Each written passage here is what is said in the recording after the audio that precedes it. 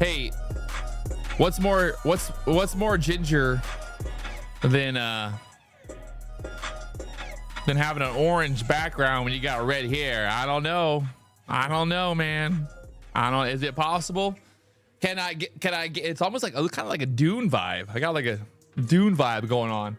We got a special guest here today. Special guest. I need to get the chat fired up here. Let them know that we're going to be fun and friendly today, chat. We don't need no bullshit. Don't need no bullshit. We had a nice person come to the BDH, and we are fired up here. So I'm on Mars. Amen, amen, amen. All right, all right. Here we go. Damareous, is that right? Damareous? Is that right? Yep. You go have a short name? You can call me D Money. D Money. I'm calling him D Money. Calling him D Money. We were just joking about how you trade with a white background. I do. Good morning. You trade with the white background. I trade with the black background. Hey, we got. I don't know, man. Once you go black, you never go back. Interracial. Let's go. All right. So Damareous, tell D Money. Tell us a little bit about. I didn't even ask you yet because I like to kind of do it live on YouTube. But tell us about your trading journey to this point. How did you get to where you're at? You said you worked in retail, running some big Targets and Walmarts, which is pretty fucking cool to get that insider info. I mean, obviously that's a pretty serious job. You got a lot of moving parts. Correct. What's the hardest part about running a big format store? Just the people, probably.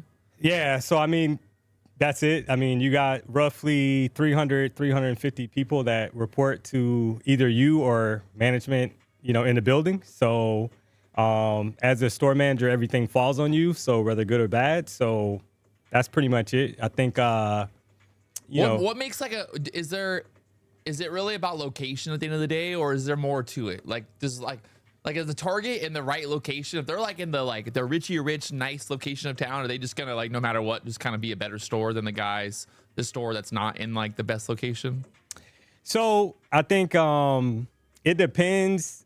If you're a store manager, you actually want some of the stores in the rougher parts of town, to be honest. You get more turnaround. Exactly. And the sales exactly. I see what you do. So you got a better turnaround, you got higher bonus potential. Yeah.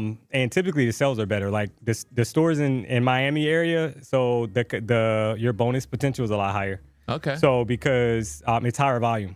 Yeah. So there's stores in Miami that's doing $100 million in sales per year. So my last store that I worked at in Walmart was, I think, 115 million. Shit, so that's not more than the BDH. It's crazy. So, but yeah, it just depends. I think the hardest part is trying to manage processes and get results. I mean, you're managing through people, right? Nothing happens without your people. Yeah. So if you don't have a good team, you're gonna fail. So I think that's the thing, is building an all-star team and keeping that team happy and motivated. Yep. Within your limits. So you only got so much payroll, right? You only have, the expectations are the expectations, but how do you get the results? I like that. It's kind of like trading. Correct. Expectations, results. I see what you're doing there. I see little leadway into that. Well, I'm all for having good employees. I actually went and got a retard to be my editor, and it's great because I pay less. Because I pick him up at the school every morning and then bring him here, and he works for me, and I drop him back off. So expect work, pay less. Yeah, there you go. Better work, paying less. So, in terms of trading, what got you into trading? You said you dabbled into Forex in the beginning, right? Correct. Okay. I've done it all. I've been trading for over 10 years. I've done penny stocks. What was that moment where you're like, okay, I'm gonna do that? Was there did you see something? Did you watch a movie? Did you meet somebody? Who got you addicted to this shit? Somebody's out there addicted. Way back, remember Tim Sykes? Yeah, Timothy Sykes? I know Tim Sykes. Oh my goodness. So yeah, I mean, Tim Sykes did it? Yeah, he's like a what I think about it? When it's almost like being a vampire in the sense of you meet someone and they bite you with the idea that you can day trade. Yep. And then you're screwed because you're never gonna forget about it for the rest of your life. You might go through phases where you don't trade as much, but I feel like if you really get the bug, it's hard to shake it because you're always gonna be like, fuck, I could. Maybe I'll go back and start day trading again. Maybe I'll do that. Where you're now you're 10 years in, now you're trying to really make day trading your full-time thing, right? So what's been that kind of process for you? A lot of blown accounts, right? In full transparency, I think that's part of the learning, ups and downs. But I think more than anything, being resilient. So this is gonna. So I mean, I know there's a ton of people watching. Trading is not for the weak. It's gonna build you. It's gonna mold you. It's gonna break you down before you're gonna see any type of success. I know Patrick talks about it all the time, like that. Most people don't make money trading. Yeah. So, but I think looking at my retail background and coming in basically to each organization and working, trying to get promoted to a store manager and above, it takes a lot of determination and grit. And what I'll say is it builds character. Yeah. So losses don't define you. However, you'll be successful if you don't quit. Like you'll start to see payouts if you don't quit. And I'm starting to see some of those payouts. So yeah, I would have to give you credit for the fact of like, I feel like being a store manager, your job is to basically figure out problems, right? Like whatever, if there's a problem, you got to figure out how to solve it. Exactly. And that's trading, right? You have to like look at your trading and be like, okay, I keep blowing up. What can I do to change that, right? Like, how can I stop myself from blowing up? Same way as store managers, like, hey, how do we stop people from falling in, the wet mopping area? We gotta put a sign out. We gotta stop. We gotta warn about it. It's gotta be wet there. So I mean, that's maybe kind of a simple way to look at it. But I think people that are highly just like motivated and that want to find success, they will find success in whatever industry they do it in. And then people that just aren't gonna be successful no matter what there's some people who just, no matter what they do, they're going to give up. They're not going to put in the time and the effort. And that's trading, right? Trading really is that, like, I think trading is the ultimate reflection of like what you put into it, right? If you put no effort into it and all you're looking for is the quick, easy route, then you're going to be quick and easy out of here. Yep. But like for me, 8 years of basically just like failing more than anybody I think I can name. I don't know anybody who's failed more than I have, but also when you look at me, you're like, oh, well, that guy's winning. But I'm like, I failed a lot. Yeah. Right. There's been plenty of times where I've been like broke, lost everything, and then kind of just got back on the horse and went for it again. So that's trading. That's the nice thing too, is like you got to get to that mentality. Like I think the best way to look at trading for people is that like this is not like it's a full-time job in the sense that like, yeah, you can make full-time job money, but like you shouldn't, like your whole entire life should not just be like, oh my God, I'm going to trade 12 hours every day. Yeah. Like find other little things to do, have little businesses and do little hustles. Nothing wrong with like working a side job and trading. Yeah. Like have a little business going on, have other stuff going on. Like this, it's about making money. It's not about like sitting on the charts for 12 hours a day and trading as much as possible. Yeah, I think it's easy to fall into the video game mentality. So when you first start trading, I remember like, oh my God, this is like a video game. All I got to do is buy, sell. Shit. But as you get further into it, like you mentioned, this is the only industry that I can think of that you could technically fail. You're going to fail for years, and then all of a sudden you're going to start making money, right? So it's like one of those things where in any other profession, so like if I'm a store manager at Target or Walmart, if you fail for 8 years, you're going to be fired. Like you're not even going to survive, right? Yeah. So you're gonna have to find another. But the thing about that is though, like if you do go to work every day, you're gonna get paid. Correct. Right? You're getting paid. Correct. Where like trading, you can go to work every single day for 8 years and never make money. Correct. Which is like a weird thing. You tell people like, what do you do for a living? Oh, I day trade. Oh, you make money doing that? I'm like, no. Yeah. No, I just day trade for fun. It's just for fun, I like to just look at the charts for fun. You almost have to be insane. Like this is something that you have to have like a defined, super determined belief in yourself that you're going to make it in trading, because you're not going to make, I mean, like we already know the statistics, right? Over 90% of people never see a payout. You talk about it all the time, that most people don't even see a payout in trading. So why is that, right? So either they quit before they can get a breakthrough, or they switch from strategy to strategy. And it's like one of those things where once you get that payout, you're like, oh my God, like this can work.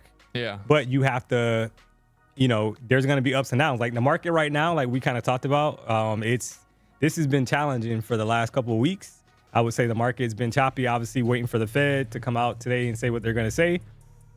But what have you been kind of focused on right now? Are you trying to like slow down, less trades, wait for the best setups, or? Yeah, so I think just being more patient. That's one of the things that I've struggled with before. And I think I'm a believer, to be honest, that whatever your opportunities are in your personal life, they're gonna translate over to trading. So if you're an impatient person, you're probably gonna be impatient on the charts. You're gonna have to like force yourself to be more patient. So looking for better setups, because everybody gets clarity after you blow an account, right? You're kind of looking at the chart and you're like, oh my God, if I would have just waited for this. So just trying to be more patient, waiting for setups that I'm comfortable with and I know have a high percentage of a win rate versus feeling like I have to trade because I'm in front of the chart. And I've done that, in full transparency a lot, right? Like you're kind of looking at, I got to get paid because I'm in front of the chart. It's easy to do that. Yeah. Easy to get caught. I mean, I'm like yesterday, I was done trading and then I'm like, well, I mean, I'm live on YouTube. I might as well just put on one more trade. Why not? Yep. And then before you know it, just gone. Yeah. Done. Over. Later. See you later, chat. Oh, all right. Give us the breakdown. What are you looking at right now? What's your kind of morning process as a trader? So typically what I do is I'll look at the previous day, map out the high and the low of the previous day, to have that on a chart. Yeah. And then I'll go down to the 5-minute. Kind of similar to some of the things you do. So the opening range, I'll typically map out the first 5 minutes, the high and low of the first 5 minutes, and then I'll wait for a break of that range, either up or down, and then that'll kind of determine my bias for the day. And then I'll kind of go from there. Price has been so choppy though, so you kind of, that works. But it's been hit or miss because there's wicks. We'll look at kind of like how the market opens today and we'll kind of determine, what's going to happen, right? So, but typically I'll map out the high and the low, the first 5 minutes, and then I'll kind of try to determine a bias. So if I get a break above the high of the first 5-minute opening range, I'm looking for buys for the day. If I get a break below it, I'm looking for sells. And then you're basically like the 15-minute range, but on the 5-minute. Correct. I mean, correct. It's funny because if you look, I mean, a lot of times, obviously, the 5-minute range is a little bit smaller than 15, but like normally it's pretty consistent. Correct. I'd say that if the 5-minute range is strong, bullish, then that correct. 15-minute range is obviously gonna be bullish as well. So maybe I think you're getting maybe just a little bit earlier of an entry on those days where maybe where we are trending nicely and you get those big moves out of the opening range. So I'm not against it. I like it. I like the idea of it. Yeah. I like it.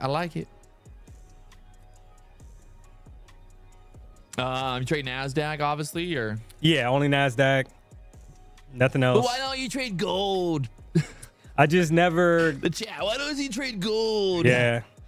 Gold's going to look promising right now. Everybody has to kind of understand that, right? Gold's going to look very promising right now because of, for one, this week, because of the Fed news. So there is going to be a lot of volatility. But for me, I just never got that. If I take a gold trade right now, it's going to be choppy, to be honest. Like it's going to be the day that gold's going to decide to be choppy. Like it's always been like that for me. I know people that trade gold, but I've never just got, I guess, the hang of it. So I've stuck to Nasdaq because of the movement. And that's it. So like right now, like I'm kind of looking at the price, right? So it's rejecting like previous day, the range, that 24,500 level, it's kind of rejecting right now. So if price is below that, typically that's bearish. I've seen that as bearish, but we'll have to kind of see how the market opens.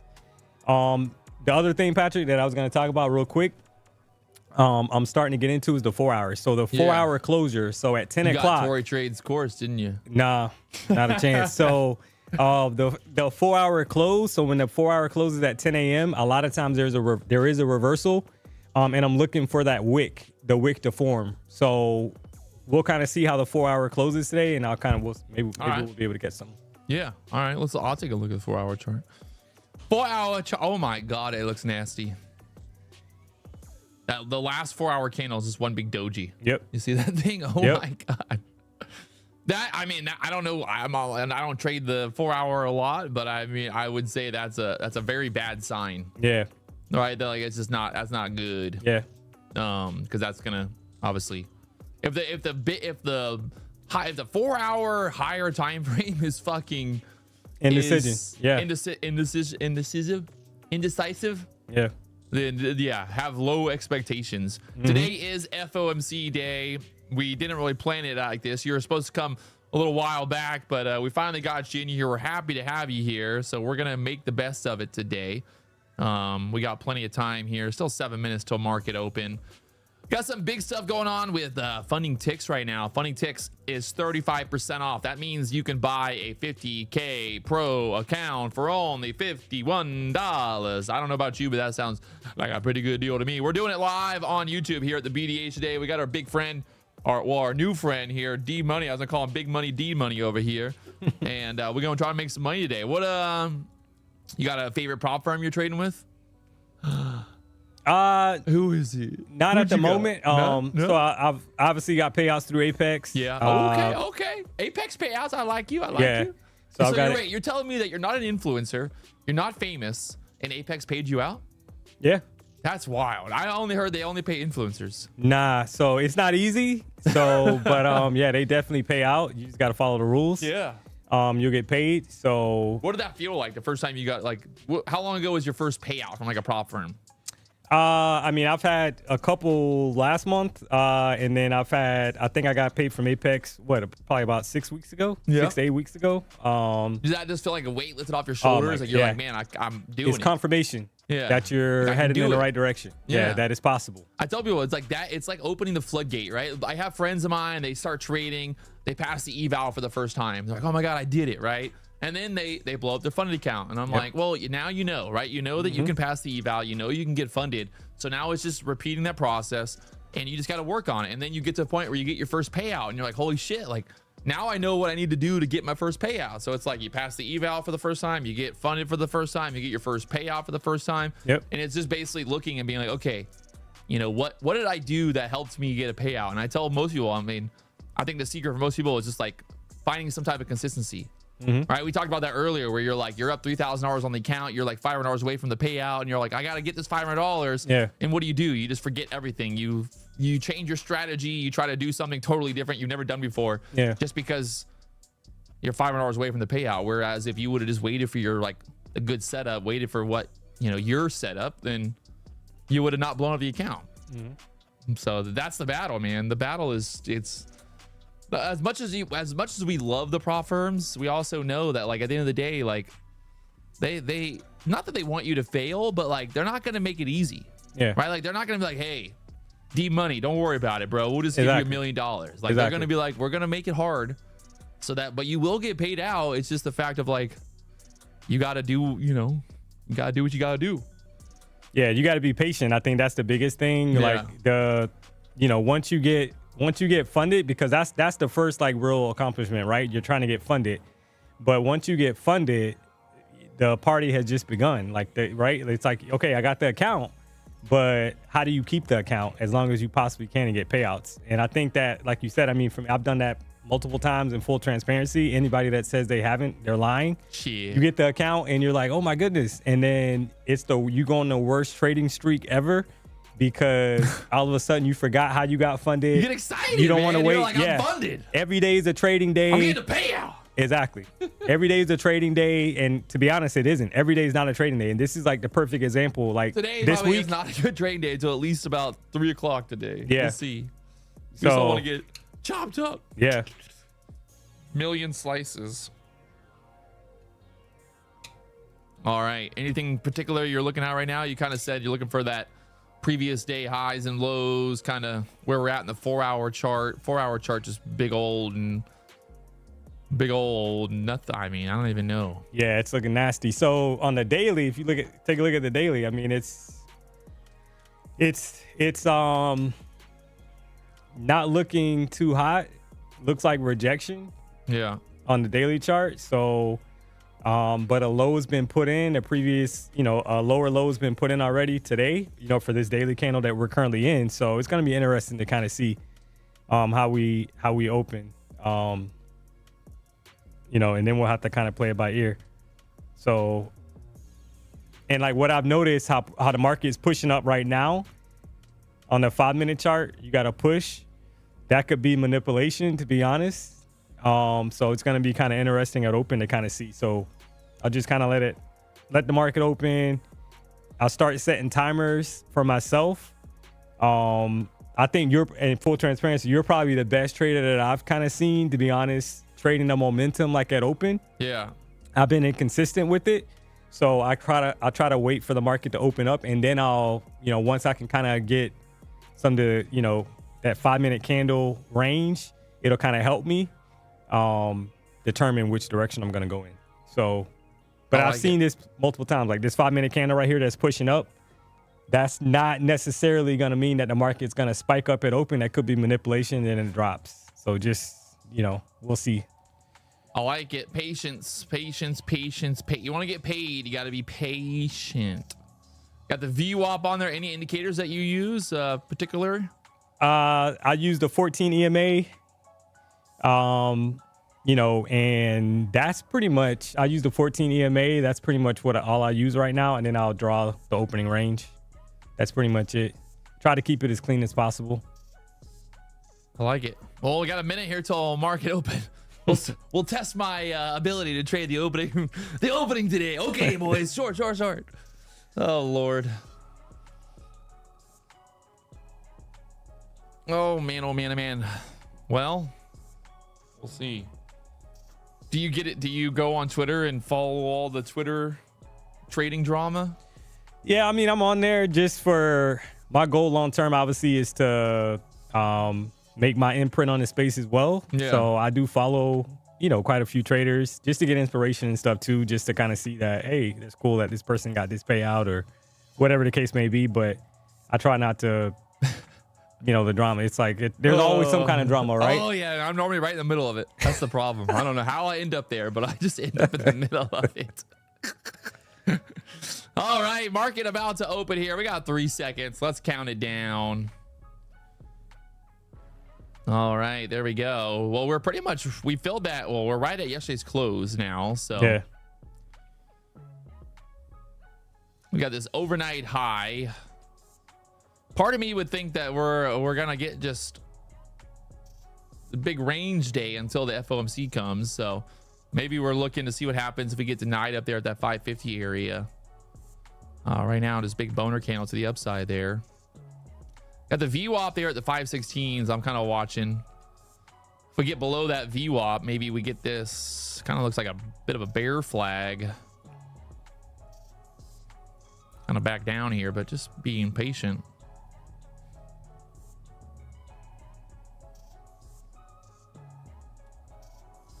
We'll see.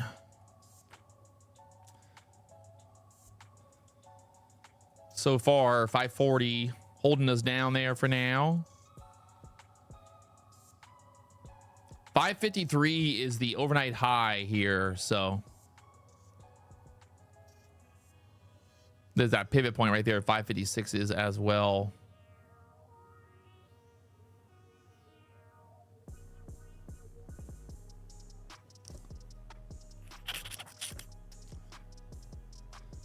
I'm really tempted to go short here,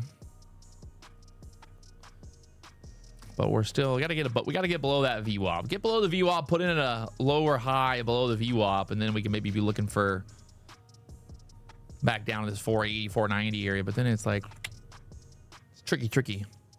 Right now, just chop city. We got big wicks on the top of those candles, that 540 area holding us down. There's the VWAP for now.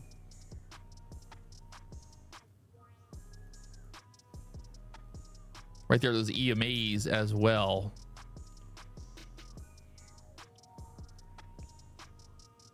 I'm gonna still fix all these screens there.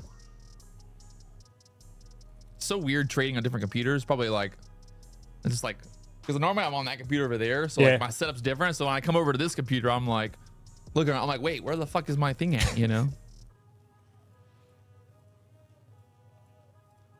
I gotta make excuses. That way, if I lose the next trade, then I can just be like, guys, it's because I'm trading on a different computer. It's not because of my strategy. Okay. I don't know what I'm doing here.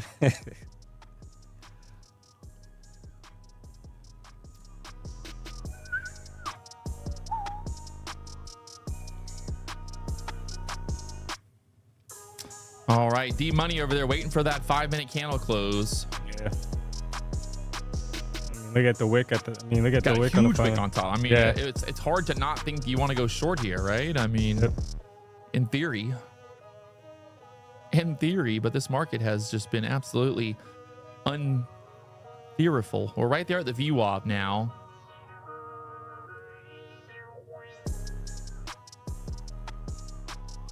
The music's too loud. The music's too low. The chat. What do y'all? I swear the chat every day. One person says it's too loud. One person said it's too short, too low. People got different microphones or something, different headphones. All right, we're moving down.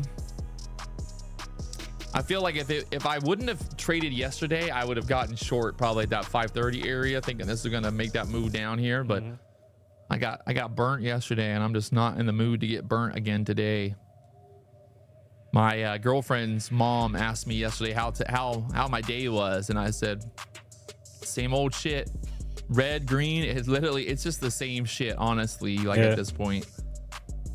The days of having a red day and then like acting like my whole entire world is over is, I feel like I've evolved past that. What do you do to kind of avoid those red days? Or I guess when you do have them, what's your kind of like thought process? I think you have to shake it off.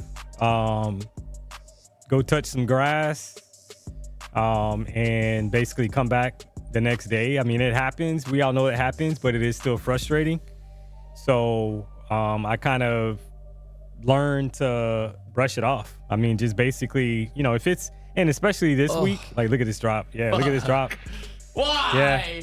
Why? I would have been, oh God. Yeah. Shoulda, would. So the classic manipulation, right? They pushed it up, and then dropped. So it's now. That was it. Now I would say that it's probably. All right. So the 5-minute candle is set. Now, what's your process from here? Do you wait for that 5-minute candle break to the downside and then you're looking for a setup, or are you just like gonna get short as we break that 5-minute low? So we break that 5-minute low. So if we break that 495 area, basically, I would be looking to get short, but I would preferably want to a little bit more of a retest, probably up to like that 520 area and rejection, just to feel more comfortable. And then, that will pretty much kind of determine. I like that. I like that. We're below the ZMAs here. That 520 area would be a nice little spot right there. The VWAP too to push back up. Exactly. But I just fat fingered a short, so let it ride. Just looking for, let's just break right here to the 295s. There we go. Easy peasy, baby. From the 505 down there to 10, I get my 10 points. Now it's gonna go lower. Don't worry. That's also my favorite, right? Is when you end up taking profit early and it goes lower and you think to yourself, fuck, I could have held longer. But then the days where you don't take profit early, those are the days where you're like, fuck, why did I not take profit early? So can I turn my mic up? I'm people in the chat, this music right now is something else. Mic check, mic check, mic check. Checkity check, check. Mic.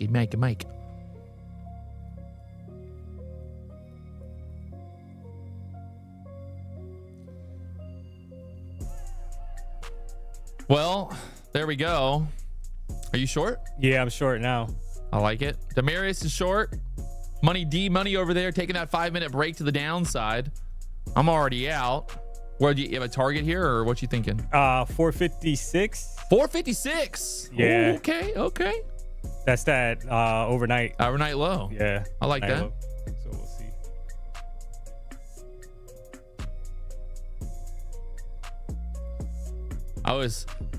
Someone in the chat said we're going back up here. Oh no. It's D Money versus the chat today, boys. They don't call him D Money for nothing.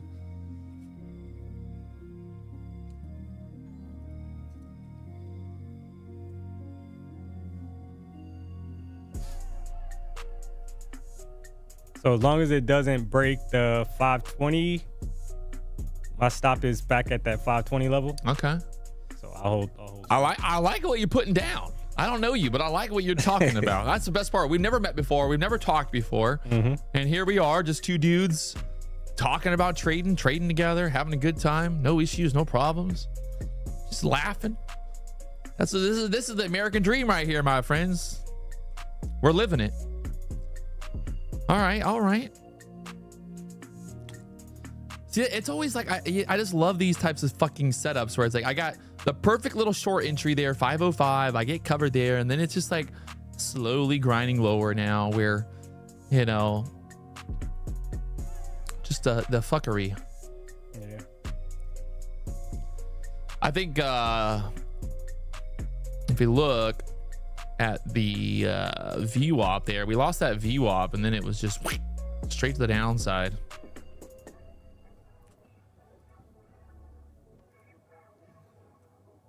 Microsoft, Nvidia dumping. Let's see, what's Nvidia doing?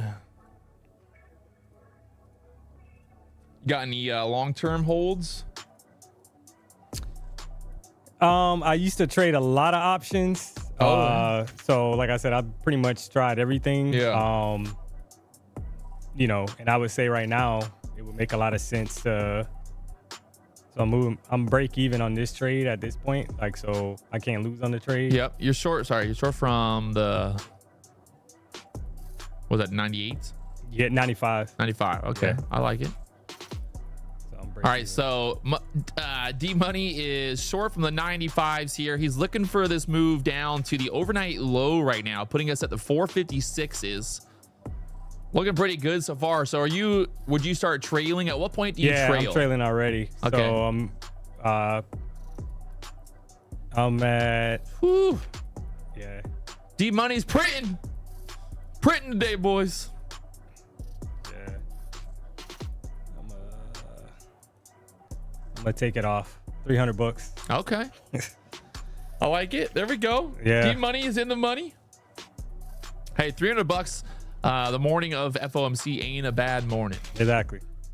The Dow right now is going to the moon. It's up 300 points since open. Right now, the Dow's up 0.66% on the day. Nasdaq's in the red here. What a wild market.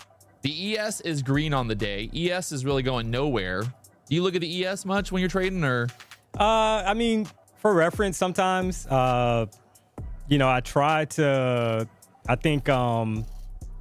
keep it simple for myself, because I'm not a big, you know, I try to let price action kind of determine what's going on, because there is some kind of lag time sometimes, right? Because you're like trying to cross reference, and sometimes Nasdaq, to be honest, does its own thing before it catches up to what. Yeah. I do. I'll look, like, if I see the ES just really, you know, fucking dumping and the Nasdaq's just consolidating, then I'm like, okay, you know, I might get a little bit more aggressive on a short, and vice versa. Like if the ES is, you know, maybe making new highs, well, then I'm definitely not going to be getting short on the Nasdaq. Exactly.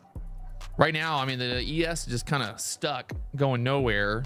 Nasdaq's definitely nice little move down there. What was that low? 72 low now. Yeah.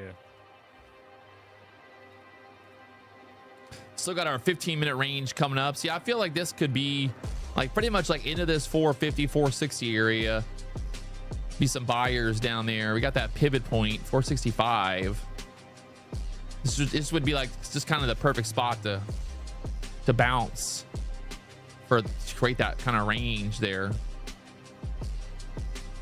This was probably like the best. This was like a good example of that 5-minute ORB. Yeah. So that's playing out.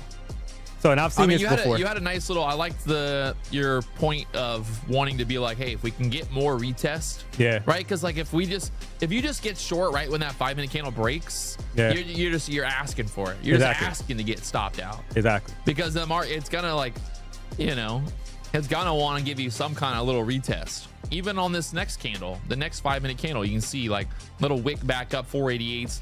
Now we're making new lows again. Oof. Yeah, I think, like I said, that 456. Hey, you're live on YouTube. Trust me, it makes you take profit early. Everybody takes profit early when they're live on YouTube, because you just want to be right. You know, if you're at home right now, you'd be chilling, probably just sitting there watching this go lower and lower and making money. Don't worry, I have FOMO too, because I took 10 points and it went 50 points. So whatever, it happens. Part of the game, baby. You can't win them all. Funding ticks right now. Speaking of points, funding ticks is $50 for the 50K account. That's right. It's 5105. Use the code PW. Oh, let's go. We got a big giveaway going on today. We got more Apex to give away. We've got all kinds of fun stuff happening here. We got D Money in the house. Chat, give him a round of applause. If you haven't already, hit that like button, subscribe to our buddy. But if you haven't, let us know. Again, it's always a pleasure to have people come in here, and we try to have some good hospitality. But yeah, good day for that 5-minute range. Yeah. And then normally, kind of like you said, like, what's your thought process in terms of just like where you're aiming for the low, kind of like that overnight low there on that setup? You're kind of looking at that bigger time frame, maybe the 4-hour chart to be like, okay, where's like a good low at that maybe we could pull back into? Yeah. So you don't have some secret formula where you're like, okay, if I short at 505, I must cover by 487 because based on my algorithmic calculations. Nah, yeah, I'm just looking at the overnight low. In this case, I was looking at the overnight low, which was that 456 area, and thinking that, okay, if we go bearish, that's going to be an area where price will probably try to bounce from or get some kind of push up. So that would be a great area to try to take profit. And obviously I took it early, but hey, in this market, you got to take what you can get. Right, and don't be greedy. So that's what I did. I mean, to be honest, it's hard to believe that the market was just going to go straight down there at open today. You would have thought, oh, there'd be some chopping, but that's what I love, right? The market is going to do exactly what everyone thinks it's not going to do. Yep. Everybody was anticipating chop, maybe a push higher, and then that's why you get that move down like that.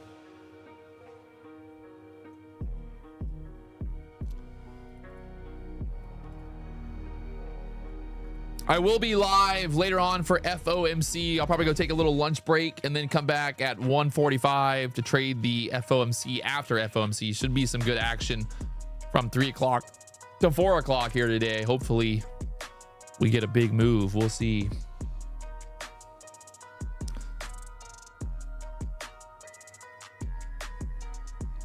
ES is moving down. Nasdaq's moving down here. Kind of just looking like that overnight low is primed and ready there. Yeah. Kind of watching for maybe shorting here. I want to watch. So right there at that pivot point. Let's try it. We got to go for like just a quick 10 points. Down here again. Oh. Shit. Shit, boys. I'll take that. I'll take a quick 10. Take a quick 10. We're right there at that pivot point now. Right there at that pivot point.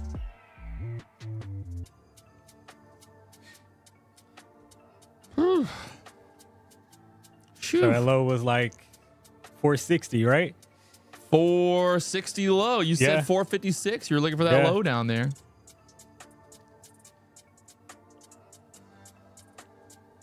Now, whew, good thing. Oh Lord, look at my cover there.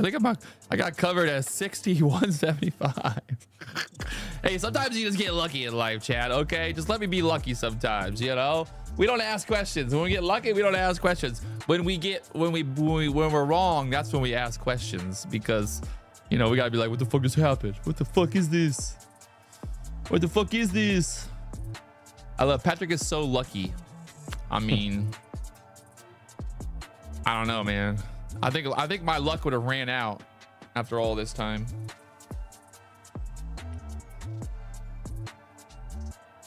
All right, now the question is, at what point do you go long?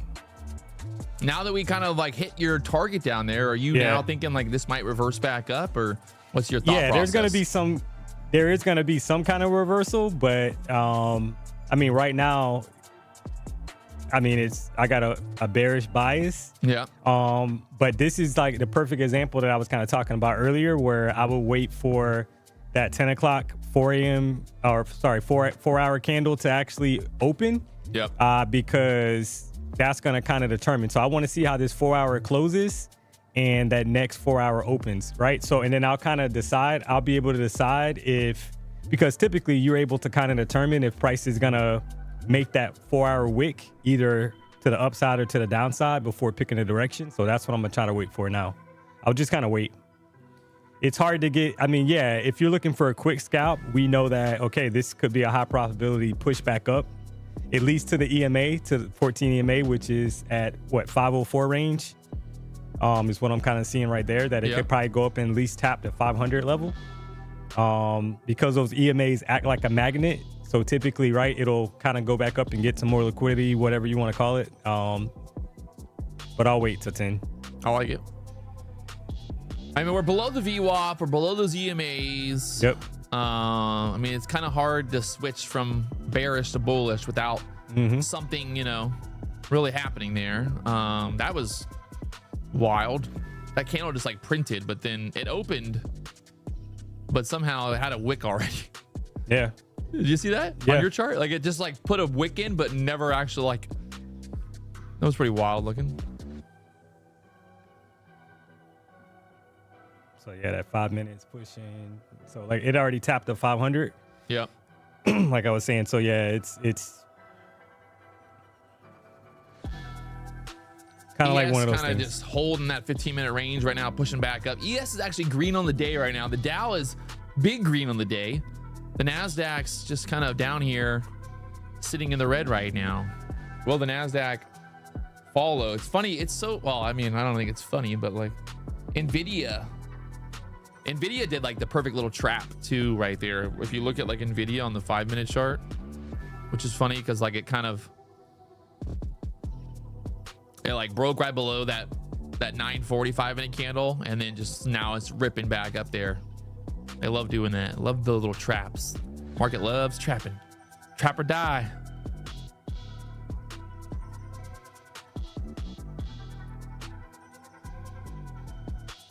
Yeah, for me now, it's like if we get back above VWAP, if we get back above that wick of this 5-minute candle, right? Like if we get back above that candle that took us lower, then we could try to test the highs again. Yeah.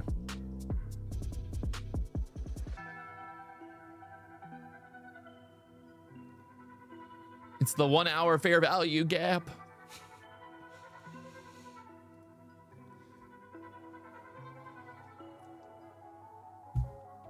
Who, other than, oh my God. Well, Yeah, there it is. there it is, all the way back right? up. Yeah. So it's like annoying when it does that, right? Because like obviously like we're not long on that, but it's like you see it happen, you're like, fuck, like we talked about it. Like, okay, this is that, you know, push back up here now. Yeah. Do you go long? What do you do? That's where you have to like, it takes like work, you know, working on yourself to kind of realize you're going to miss some moves. And that's like, that takes time. Like that's easier said than done, because you're looking at it like we just called it out that, you know, what we think is going to happen. But if you it's easy to call out what you think is going to happen. Exactly. You know, like it's easy. But it's taking action. Putting a trade on is a totally different story. Exactly. Anybody can sit there and be like, oh, hey, it's going to go back up. I'm like, okay, well, where do you get in at? Like, I don't know. I don't know. Nasdaq follows the ES, not vice versa. I would say it goes both ways. Sometimes the Nasdaq will be like, if I see the Nasdaq breaking out of the 15-minute range to the upside and the ES is kind of setting up to break out, but it hasn't done it yet, then I might be more inclined to hold like a long on the Nasdaq, because now I'm like, well, the ES still has to catch up. Yeah. So if the ES catches up to the Nasdaq and breaks out of the 15-minute range, then I think the Nasdaq can make another leg higher. Yeah. That might be like the way I look at it when it comes to the ES versus the Nasdaq. Bro, what are you doing over there? You all right? You crying? Your girlfriend break up with you already? 3 dates? You already broke up? What the fuck? The editor's over there rubbing his eyes like he's crying, man. Someone said, D-Money, giving good vibes. Uh-oh. Appreciate that. Thank you. Okay. Someone in the chat said, get short right now. Guess what happens next? Goes straight up here. Yeah. Never fails. Yep.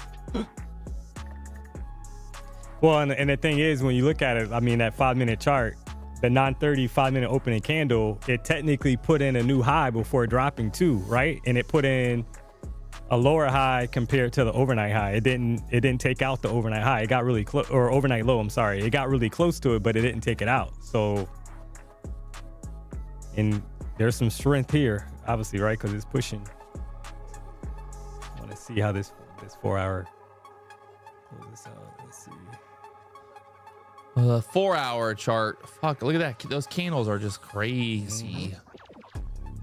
Huge wick. I mean, the funny thing is, like, we're right back inside the body of the previous 4 hour candle. Yeah. Like all that effort and work, and we're just literally right back inside of that previous 4 hour candle, which is wild. Wild work. Nasdaq be wild. So I think that's the thing to kind of look at is the lower time frames, like the 5-minute chart. You still have to have some kind of bias, like we kind of talked about too, like before. So like you got to have some kind of bias, because the 5-minute chart, like there's so many candles, but you need to at least glance at the higher time frames to kind of know what's going on, because all we did, like you said, we stayed in the previous 4 hours range. So I mean, now if we you could don't be know stuck that here in the 15-minute range for the rest of the day now. Correct. You know, until FOMC. Yeah. Somebody asked, who are you? And I don't know if people are confused. I mean, I think you're what would we say? I guess you're just a BDH, fellow BDHer. Yeah. Just a BDH guy. Yep. Not trying to sell anything. He doesn't have a course to sell. Doesn't have a Discord. Yeah, local down here in South Florida. We've been talking for a while about coming in, and just kind of lined up today. Yep. Come in. There's another guy out there trying to make a little bit of money. You said you got a 2-year-old daughter? Yeah, two-year-old daughter. Yeah, she's almost 2. She'll be 2 in November. Yeah. So trying to make my mark in the trading world. So yeah, happy to be here. Look at that. What in the fuck?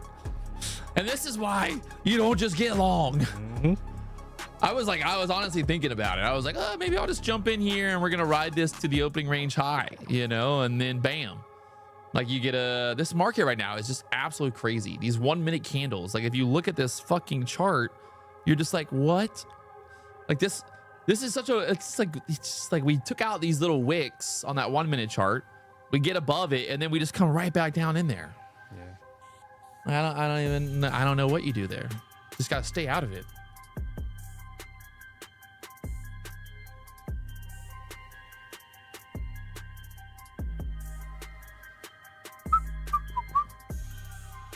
The ES got rejected. There's a pivot point in the ES right there that it got rejected at. It's funny because the ES has literally broken the 15-minute range to the downside and broken the 15-minute range to the upside. The Nasdaq the ES was like, today I'm gonna make sure everybody gets fucked. Every person who trades the opening range is gonna get fucked today, boys. That's why, like on days like this, you take what you can get. Take it, and so walking away with $300 profit is a lot nicer than walking away with a $1,000 loss. That's for sure. Exactly. Especially on a day like today. That's the thing too, is like you got to know when it's time to put the gas, on the fire, and when it's time to press the gas pedal, and then you got to know when to press the brake pedal. Because right now, I mean, this is just brake pedal type of trading. Take what you can get, be happy with it, and then wait for those good setups. We know there's good setups coming. We know there's going to be some good days ahead. It's just the fact that we need to be patient.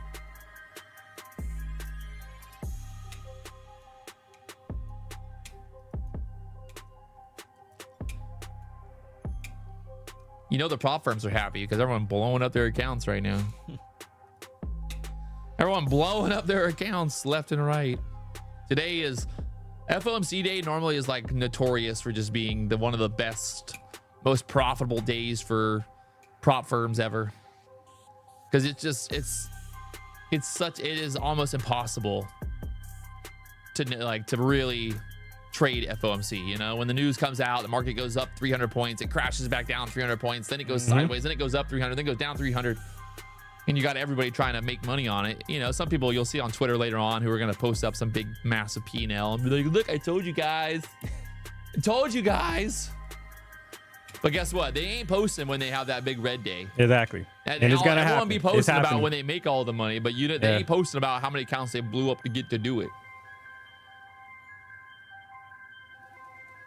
Hey, I posted my red day yesterday, okay? So relax, chat. Don't come at me.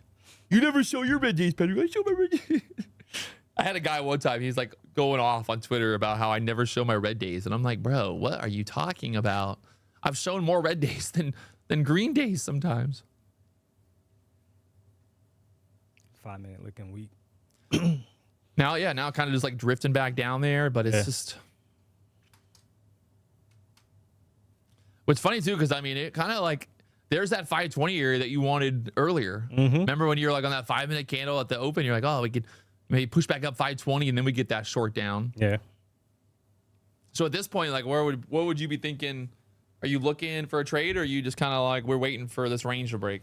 I want to wait for that. I'll wait until 10 to kind of see like where we're at. And that's my alarm. Yep. Like that. Okay. It's getting ready for that 10 o'clock 4-hour candle to open. And now I'll be able to kind of determine if, and it doesn't happen every day. I mean, typically what I've seen, and that's what I've been studying, trying to study hard, is between 10 or 11. Sometimes there's a reversal, or sometimes you can determine where that wick is going to form. So if the next 4-hour candle, it's going to be bearish, then it's probably going to push up first, right? And form a top wick before pushing down. So sometimes you can kind of catch that. So that's what I'll wait for and see. We'll see. I like it. Yeah, now she kind of is bleeding back down there. I think that rejection there at the 520 area, pretty evident. That 5 minute wick there on that candle, nasty. All right, so we got the 4-hour chart, 4-hour candle about to close. We're still in the previous 4-hour candle. 2 seconds. 2 seconds. Yeah, there it is. All right. 461 area is the low. So we have the 4-hour close. What's your... All right. So typically what I've noticed, and we'll see. So typically if price pushes down right at 10 o'clock, it's probably going to be a rejection back up first to form a top wick. So before, getting that momentum to push down. So if I'm taking a long here, the stop will be at 461. But I want to kind of see, let's see what happens here. Hold on, let me go to the 1 hour. Yeah, so I would think that there would be a push up first. But that obviously it doesn't always happen, right? But that's what I would kind of anticipate, that price is going to push up. If it's going to continue down, it's probably going to push up first. But yeah, you're basically looking at the 4-hour chart here. We're at 480 area. You'd be thinking that there'd be maybe a push back up to form 490, 500 area on the 4-hour chart before making that move down. Correct. To put in a new low. Yeah. What would you be thinking? Let's say this 4-hour candle now just fucking dumps straight down and then starts to put in a wick below these other 2 4-hour candles. Would then you be looking for a long? Correct. Yeah, correct. And right now it's pushing down. So, yep. So there's the new low, right, that we were kind of talking about. Just put in. We're breaking the opening range low. The ES, the Nasdaq, both pushing down here now, 450s.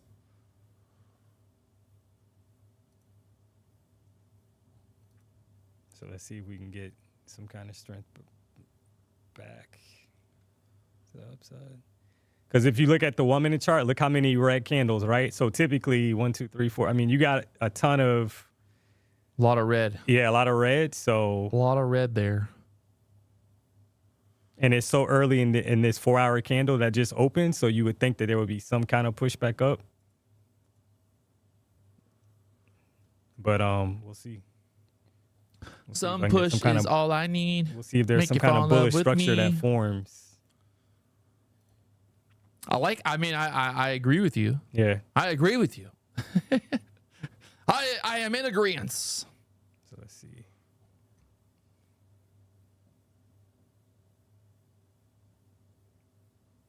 And I think you kind of talk about it like all the time, like looking at the price action. So like it would be kind of hard to get short here. Yeah. Look at this I mean the low one right now. yeah. I mean look at the 1 minute chart. Like it's hard to get short here. I will wait for a push up. I'm gonna take a buy. And my stop is gonna be at 446. So I'm in a buy. Stop is at 445. I mean, get those EMAs on the 1 minute chart, like 480 area to Yeah. kind of push back up. And that's where my take profit. Jose in the chat said, 41. bro, what did I say? I told you it was going to sweep and then pump. I guess he ain't been listening to D Money because we talked about that exact scenario happening, but at least Jose told us. I Yeah. told you. Okay, thank you, Jose. No way, Jose. So yeah, this 4 hour. Now that it did a sweep, it did put in a new low. So we'll kind of see if we can catch some momentum back to the upside. Especially in this type of market too, like in this just like range bound market, it's almost like the perfect trap too, right? To take those lows down there, just Exactly. to squeeze it back up, just to fuck with everybody.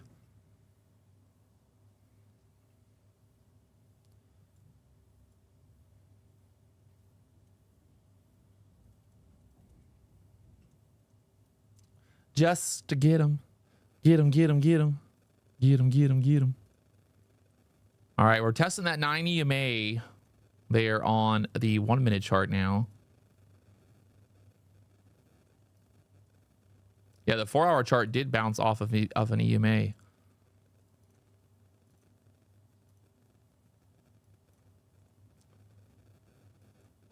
Yeah, because you got like no wick on no top wick, basically, Yeah. right? On the 4 hour. So, which is kind of like normally it's strange, right? It doesn't really make a lot of sense that there's no top wick. So that's what I'm trying to anticipate.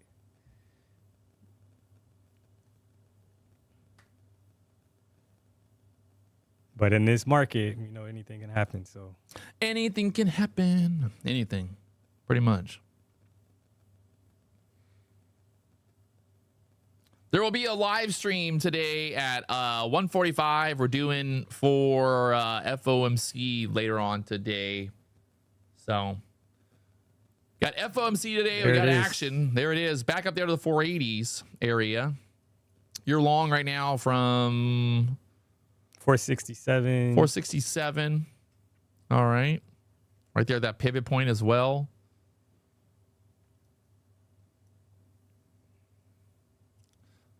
Ooh, buddy.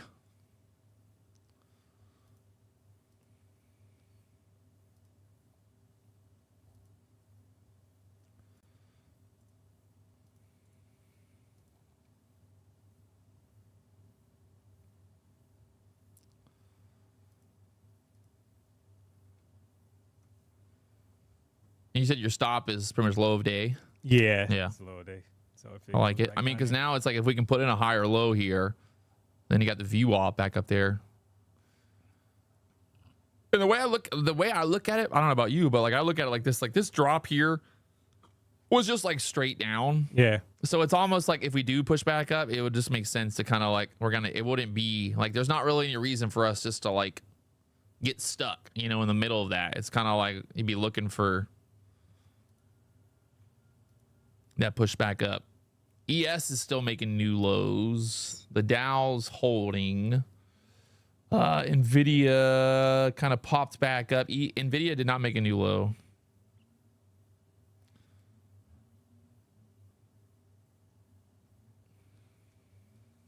And it is based off the 4 hour too, right? So it could take a little bit of time. Yeah. And I think, everybody has to understand that. Like, it's not a perfect science. Why, D-Money? Why? Yeah, right? Why did it not go to my target on the first 1 minute candle? And it's always like that, right? It's always like that. So, but here we go. It's trying to bounce here. Here we go, D-Money. D-Money. Let's go. D-Money. Come on, chat. Give them a round of applause. Let us go. I mean, the best is like, look at the 4 hour chart right now. This candle, like, it really wants to flip green. Yep. Right? And it's just like it's almost there. It just needs to get above 480s, and then it's like fucking back up there to the 500 in no time. Just needs a flip. It's fighting. The ES is trying to hold now, pushing back up.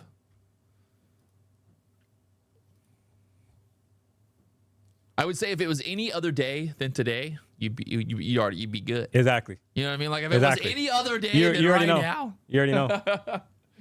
It was any other day. Has your 8-minute alarm? Yeah, it's one that is. Does that tell you got to get out of the trade now? 8 minutes, got to get out. It just helps, like, to have some stuff set, like, I like you know, that. Yeah, so you kind of know, because what I get, sometimes you get buried in, you know, you're like staring at the chart and you forget like time, and I've done that a million times where I'm like, oh my goodness, it's the 10 o'clock candle that just opened. Why is this thing not? Yeah. So you don't even realize it sometimes. And you're like, oh, 4 hours just opened. The funniest is like, you know, when the market opens at 9, obviously it opens 9:30, and then you're so wired in, and you're like, oh my god. Then you look and it's like 9:35. Exactly. You're like, fuck, it's only been 5 minutes. I just felt like I had lived a whole eternity. I lived a whole life. Exactly. My life flashed before my eyes. Ain't that the truth? It's like battling here. Just battling. I took that long there as well, on that kind of once we swiped that low there back up, sold there into the 76s, but just getting my 10 points today, man. I've gotten 3 trades so far. Okay, so we had short right there from the 505s, covered 95s, got short here actually the low, got 9 points, got long there 57s, covered there 74s. So yeah, I think you get back above that 480 area, then there's no reason like we can't go 500 on that. So someone said it's a bear flag forming. Yeah, I mean, depends. The thing too is like if I'm looking at the chart and I'm like, oh, it's a bear flag, but then I'm like, and then I zoom out and look at like some different time frames. I'm like, not as bear flaggy. Yeah, I mean, it's, you know, and he's on lower time frame. Yeah, I mean, it's easy to find a bear flag on a 1 minute chart. Yeah, exactly. But then you look at the 4 hour chart, you're like, oh wait, we're basically holding these wicks, these previous 4 hour candles. We've pulled back. We're at this low of day, and it's just like, do I really want to short down here either way? Yeah. You know, just because this 1 minute chart looks like a bear flag, don't mean I want to get short. Yeah, exactly.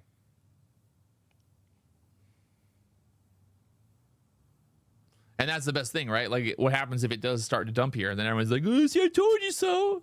That's the thing, too, is I think there are so many times where you're looking at the market and it could go either way, right? And you could sit there and be like, no, it's a short. Yeah. And yeah, maybe it does go to short, but like, it's just like, you don't have that edge on every little move. Every little trade you won't have an edge. You're just guessing at that point. So all you can do is stick to your strategy and let the trade play out, right? The stop is in place if it doesn't work out. So, and the funny thing is everyone's like talking about it being bearish too. It's like, it's not that you're not saying it's not bearish. You're just playing into the fact that like, hey, this 4 hour candle probably wants to push up a little bit more before going lower. Exactly. Right. It's not saying like, oh my God, the market's going to go to all time high right now. It's just saying that like, hey, I'm just looking at this. Like, I wouldn't want to get short down here. Yeah. So what is the other, like, if you don't want to get short, then you're kind of like, well, maybe this might be a spot to be long. So, and the best part is, I love too, is at the end of the day, no strategy is 100%. Exactly. Right? Like if you take a trade and you lose on that trade, it doesn't mean that your strategy doesn't work. Exactly. Because there's how many days of the year of trading? 275 days of the year. Out of the 275 days out of the year, if you take this 4 hour setup, what's the percentage? 275 times, I guarantee you that the majority, like the larger percentage of those trades are going to work out. Exactly. And you got to be comfortable with that. Like that's the thing, right? So I think it's just, that's also like the funniest is people like they try a new strategy and the first trade they take, they lose on it and they're like, well, this strategy sucks. It's like, well, I mean, if you have a 65% win rate, that means 40, pretty much 40% of the time you're going to lose. So if you take 10 trades, 4 trades out of the 10 are going to be a loser. Exactly. Does that mean you're a failed trader? No. Nope. There's plenty of traders who have literally like a 30% win rate and still make money. So it just all goes back to your risk to reward, your overall just consistency. And like I said, if you repeated this trade 1,000 times over the rest of your lifetime, and you follow your strict rules and you have a plan, like you're gonna be able to like find some success. But what happens is you ditch it and you move to the next strategy and the next strategy and the next strategy, and then before you know it, right, you got years that go by and you haven't had a payout. So jumping from strategy to strategy is definitely not a strategy. exactly. That could be a bumper sticker. Ginger, new bumper sticker. Jumping from strategy to strategy is not a strategy. Get it made. I gotta put that on the minivan, right next to one of those stickers where it's like little kids and the doggies. God, you don't have one of those, do you? Nah. Oh, thank God. That'd be awkward if you're like, oh, bro, I got one of those, but ooh. I didn't look at the back of your car yet. I gotta look at the bumper sticker real quick. You know what they say? You don't put a bumper sticker on a Ferrari, and Hondas as well, and RWBs.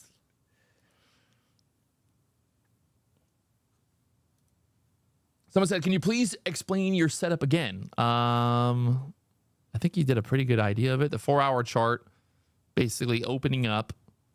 Yeah. So the 4 hour. I mean, you're really, I think you're playing into the idea of like, hey, what do these last 4-hour candles do, right? They're showing that there's some kind of like buying pressure down here on these wicks. So it's like, do you want to be shorting into those wicks?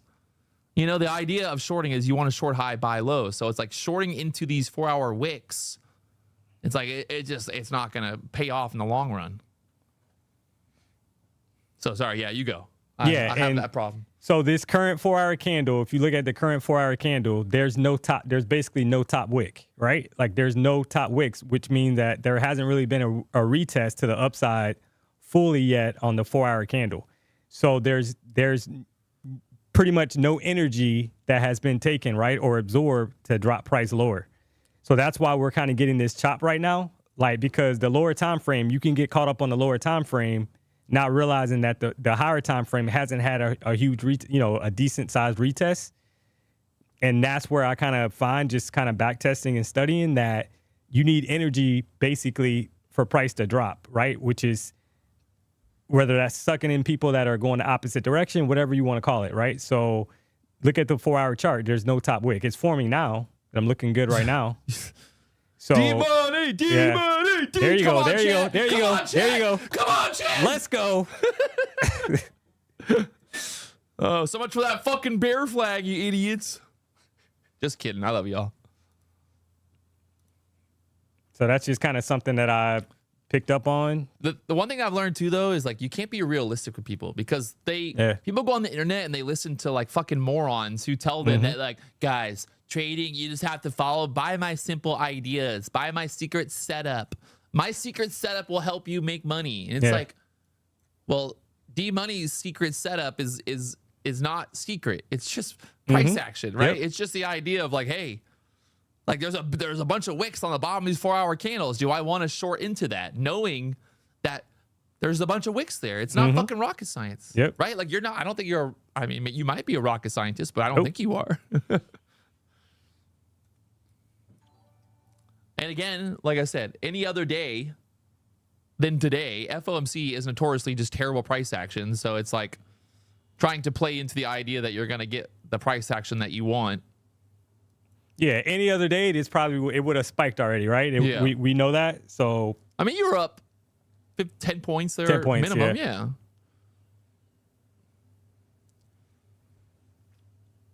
I just want everyone to see that, like, at the end of the day, you're a normal person who has just put in time and effort to get to where you are in terms of like your understanding of what you see. Yeah. Right. And you've seen videos of me. I'm sure you've seen a million videos out there. Jade Cat. We talk about all these different people, and it's like, not one person is going to tell you exactly what you should do, right? Exactly. Because me and you are going to look at the chart. I'm like, I don't know if like, do I agree with you 100%? No, but I like the understanding of it. Like, I don't think I don't have to be like, oh, your 4-hour chart's fucking retarded, bro. Look at the 1-minute chart. It's a bear flag, And I think a lot of people on the internet, they just like get so offended if somebody else has an idea other than what they would think. Yeah. I'm like, that's the best thing about the markets, right? Like, bears and bulls can both make money. It's the pigs that get slaughtered.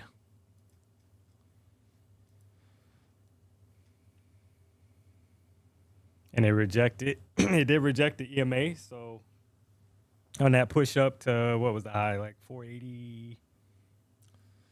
And that was the original. 481. Yeah, that was that take profit. Yeah. 480 level. No top. I mean, it's still even on the 4 hour though. Like, look at the 4 hour. It's still, you know. But this could be what I mean. That candle closes at 2 o'clock, and that's the time where that's the news time, right? 2 o'clock and then 2:30. Yeah.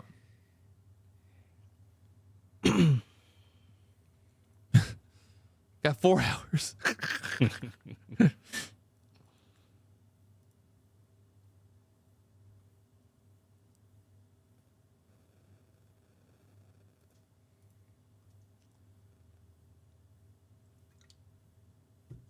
Ba-da-da-da, ba-da-da-da. All right.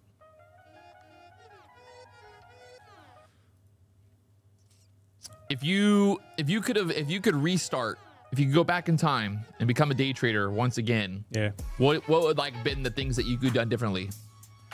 Like if you know what I mean? Like what could you have done? What could you have basically avoided to make your life easier? And what could you maybe have done differently just to like arrive at a better place where you are now? How long you been trading for? I mean, it's from penny stocks and all that stuff. It's been like over 10 years. Yeah. So okay. Forex, I think prevent yourself from bouncing from strategy to strategy. So I think stick to one strategy, perfect that strategy, and eliminate like outside noise, because it's easy to go on Twitter. I think we kind of talked about this earlier. It's easy to go on Twitter and see all these P&Ls and it's all positive and no losses. Everyone's making money on Twitter. Everybody's making money, right? But the percentages are what they are, that not over 90% of people never make it to a payout, right? So the reality is, I think if you stick to one strategy and perfect it and tone it and tweak it, you'll be better. Your learning curve, I think it'll be a lot quicker, and I think you'll be profitable quicker. You think that if you would have started out only trading futures like day one? Yep. That would, I think, for me, I would have saved so much. Absolutely. Absolutely. I wasted so much energy and so much time trading penny stocks. Yeah. Because penny stocks, it's like, it doesn't matter how good of a trader you are. It just don't matter, because all of a sudden news comes out that somebody fucking did something, and all of a sudden the stock drops 300%, and you're like, bull flag, bear flag, whatever your fucking strategy, it don't matter. Someone starts dumping, it's all manipulated. It's just like, yeah, I love the penny stock world, because it is literally just, who the fuck knows what's gonna happen next. Stock gets halted. Oh my you had to deal with that. I got halted. Oh my god. I was long. I think it was whatever that Ever company was from China, the real estate company. I was long on that shithole stock for a while, and ended up they halted it, and like we're gonna delist it, from the U.S. stock exchange, and it was like 3 months of just being stuck in that trade. Yeah. Calling my broker, I'm like, hey, what the fuck? They're like, yeah, nothing you can do. Stop calling us. I'm like, I know, but I need to get out of the trade. They're like, it's halted. Yeah. Like if the stock gets halted, it don't matter. Like you can't sell. It's over. Now you're fucked. Yep. And then I had to sell everything on the pink sheets. Evergreen, yeah. Evergreen. Yeah, like futures. I mean, I traded, with Forex. People out there, they probably remember some of these companies that went under, right? I've dabbled in a lot of these companies that kind of went under Forex. The funded trader? Oh yeah, funded trader. Yeah, the funded trader, and I had a decent sized payout, with them, and then they went under, and then I kind of transitioned to futures. Obviously, more regulated, so to speak, and all of that, but I would say like stick to one strategy. That's the biggest advice I can give you guys. And trust me, I'm not anywhere near where I want to be, but I have achieved payouts, but stick to one strategy. If you bounce around, all it's gonna do is delay your learning curve. Well, it's like at the end of the day, there's only like, I think if you really think about trading, right? It's like simple idea that you buy low, sell high. Yeah. So like you can create as many different ideas and strategies and indicators and whatever you want, but like everyone is arriving at the same idea. Correct. Right? You're like, right now, you're like, I want to buy low because I think it's going to go back up and sell high. Right? But you have different strategies. Somebody else has a different strategy. Everyone's got fucking different strategies. They're all coming up with the same idea. We're like, well, yeah, I think that's a good idea. So trying to like constantly find different strategies to trade with, all you're doing is just like basically eroding any type of consistency. Yep. Because you can't take this 4 hour setup on Monday, and then on Tuesday be like, fuck that setup, I ain't doing that no more. Yeah, exactly. Because guess what, it's gonna work. It's gonna work. Yeah. On Tuesday it's gonna be beautiful. Yeah, exactly. And you're gonna be fighting it. You're like, no, I'm gonna short. Exactly. You know, like right now, if you were trying to short this and you're like, fuck, I'm gonna short, you know, and then it ends up going back up and you're like, god damn it, and then on Wednesday you try it again and then it does the opposite again. And like there's some people that will probably say, right, with this kind of strategy that we're talking about, oh, you're going counter trend or against the trend, but you're not looking to hold it for hours or anything like we kind of talked about, right? You're basically looking at the chart. If you go to the 4-hour chart right now and you look at how many wicks, look at like just kind of put your cursor over 4-hour wicks, right? Or yeah, the top of the candles and see like, okay, measure it out. How big is it? Typically it's, 20, 30, 40 points on a given day. Obviously today's FOMC, so it's a little bit different. But there's typically always going to be some kind of wick that forms and reverses. And that reversal could happen typically between 10 a.m. and 11 a.m., right? That's just how it is. Like if you look at the chart, it's not made up. So even if it's going to push, like I said, to one direction, even if it's going to continue to drop, typically it needs some energy to drop. And that's just basically, that's how the market moves, right? It doesn't move in a straight line. So you can kind of determine based off of that. But every strategy works. I'm a believer of that. Every strategy does work, but you are going to have losses, right? So if you can kind of control your losses and you got a stop loss in place, then you got a strategy, right? Like, it's as simple as that. If you're following everybody on Twitter and what they're doing and how they're trading it, that's not going to, you're just going to blow accounts basically, right? Because the day that you follow, I'm going to try a different strategy today. That's probably going to be the day that strategy loses. And then you're bouncing back and forth. I love, people about the opening range, breakout strategy. It's like some days you get those nasty wicks and you just get fucked and you're like, this sucks. Yeah. And then the next day, it ends up going directly, it breaks the opening range and then drops 100 points. And you're like, fuck, why didn't I trade it? Exactly. The market is, constantly just trying to fake out people. Not one strategy works 100% of the time. Yeah. Well, we're just kind of stuck here. Typical FOMC nothingness. You're still short? Still long? Nah. Yeah. I'm right now.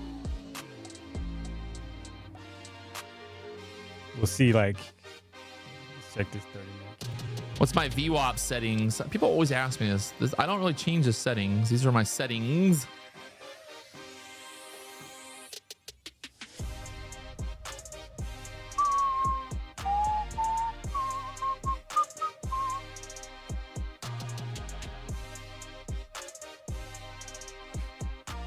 Like people in the chat who's spamming the chat. They're going to push it down more because they're going to go up during FOMC. I'm like, okay. Could be, yeah. That sounds good. Yeah. Whatever you say, bro.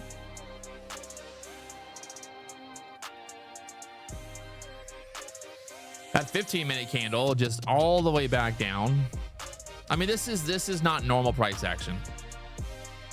This is FOMC. Just look at this 15-minute chart. Good day to get chopped up. Yeah, take what you can get. Whether it's 10 points, 15 points. It's interesting, kind of talking about it. It's funny when you think about it because you can kind of tell it's been a rough week and a half. Yeah, because when you scroll through Twitter and there's not a lot of people posting positive P&L. It's interesting, right? Because you can kind of tell oh yeah, they probably took an L. They don't want to post it, but take what you can get. And whoever said that, because I can't see the chat, but yeah, whoever said that, you could be right? They're going to push it down before. But remember, typically, sometimes they might go counter trend too. At 2 o'clock, it could be a push up, right? Or and then at 2:30, yeah, or it could dump more. And then at 2:30, you get so we don't know. Oh, all I know is I'm green on the day right now. I know that. I'm happy with that. Yeah, you got to take what you can get. We got a deal going on with Funding Ticks right now. We got a giveaway later on as well. We're giving away Funding Ticks accounts, 20 Funding Ticks accounts. You can sign up right now. It's $50 for the 50K account with the $1,000 whatever you call it thing, majiggy. So let's go. If you guys haven't hit that like button, subscribe button, we've got 692 likes. We got 5,400 people watching. We got to get some love here. Come on, people. D-Money taking time out of his precious day. He could be doing something else. He didn't have to come in here, but he did. He said he wanted to come say what's up at the BDH. What'd you think? Was it bigger or smaller in real life? Nah, I think it's a nice setup. I think I was telling you that too earlier. It's like a crazy setup in here. So congrats to you. Kudos. I think I'm the only day trading YouTuber who's got 3 cars. Yeah, it's like crazy. Somehow. It's like crazy. Like you walk in. It's definitely an accomplishment on your part. So kudos to you for what you're doing. Thank you. Hey, appreciate it.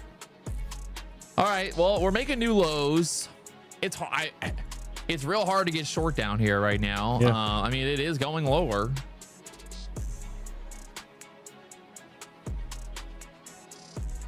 I think maybe if we maybe we get down to like 420. Like if this candle really gets extended to the downside, then there might be another long, like kind of looking for that some kind of bounce. That 4-hour candle now just dud. Yep. Just a dud.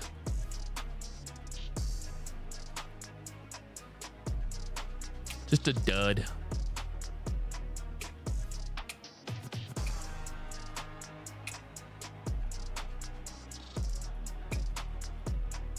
The Dow, it's so funny. The Dow is now squeezing back up. The Nasdaq's pulling back here. I'm looking for I want to see one more just big candle to the downside. Give me a big 20, 30 point candle down, and then I'll be looking to get along. Someone said the bear flag looks good now. I mean, whatever you gotta tell yourself.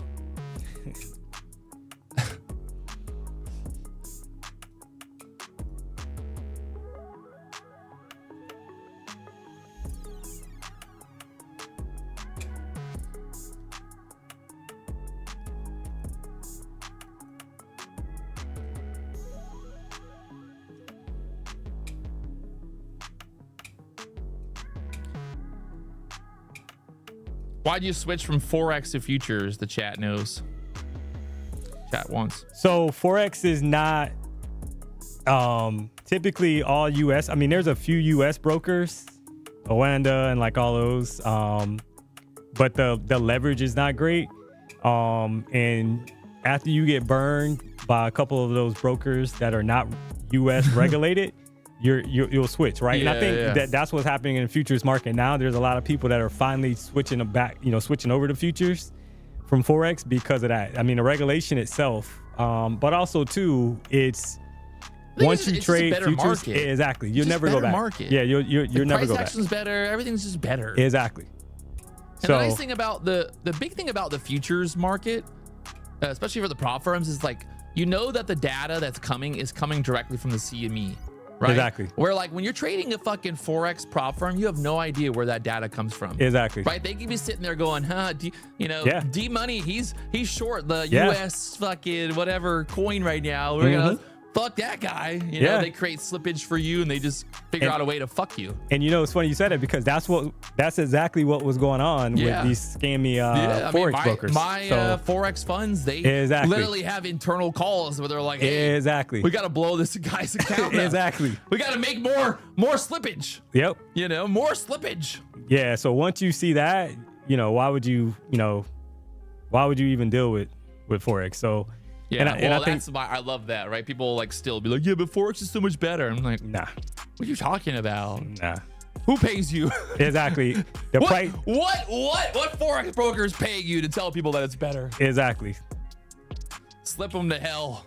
Yeah, that's exactly what they said. Yeah. Oh my goodness. Yeah. God, those guys. You know what's crazy though? When you really think about how much fucking money they made. You know what I mean? Oh, like yeah. they make so much fucking money. I Yeah. think my Forex funds was making like $300 million a month. Just crazy money. Yeah. You know, because like they're able, like you said, they can do whatever the fuck they want because there's nobody watching. Exactly. There's the data just comes from, they just go, Yep. D-money's short. Okay, pump it. That's exactly what was going on. It's crazy. Uh, So there goes a pump, right? You know what else I've been kind of looking at is, so if you notice the pattern that happened at the 9:30 open on a 1 minute chart, you got 1, 2, 3, 4, 5, 6, 7 red candles, 1, 2, 3, 4, 5, 6, 7, 8. Currently, that started from like 10:21 on a 1 minute chart. Typically, right, when you see that, that's a pattern that I look for. They're building up, you know, there's going to be some kind of reversal, right, at some point.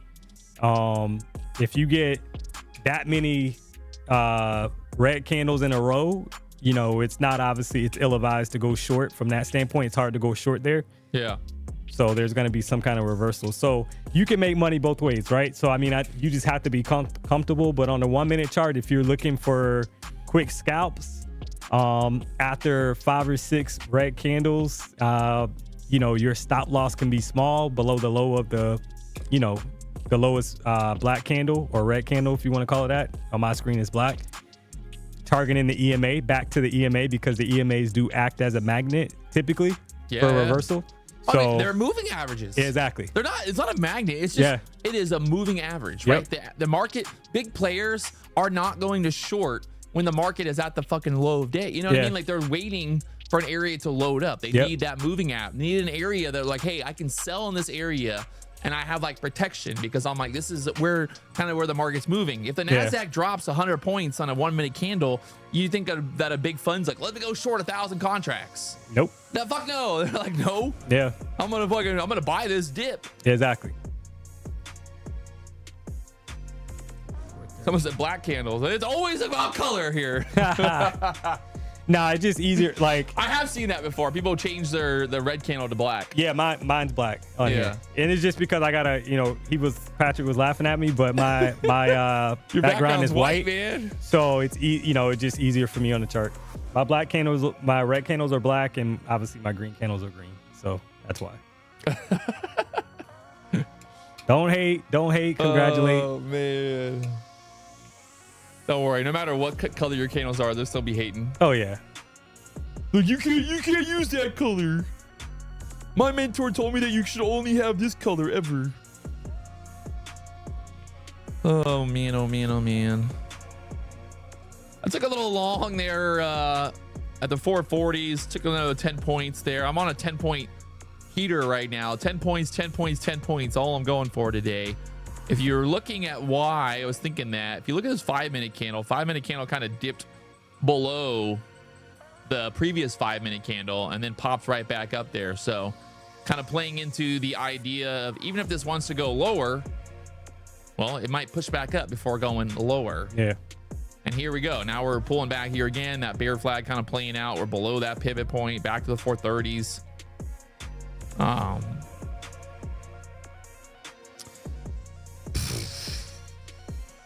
I'd be very surprised if if this thing really gets going to the downside today. I just feel like at some point we're gonna hit that level that they're like, all right, now we hold here for the rest of the day. Maybe it's that 400 level where we get down there and then we just kind of chop around until FOMC.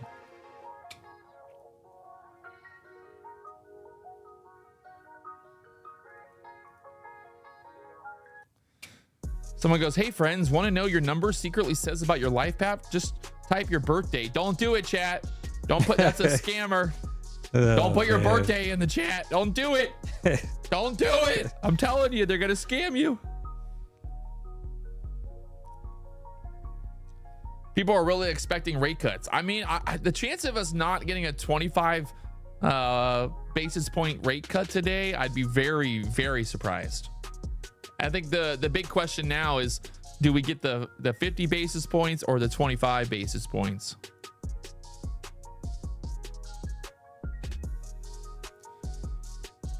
I guess they were asking do I have a YouTube, Patrick? I guess that's what they're asking. So yeah, it's Damareous Trades NQ.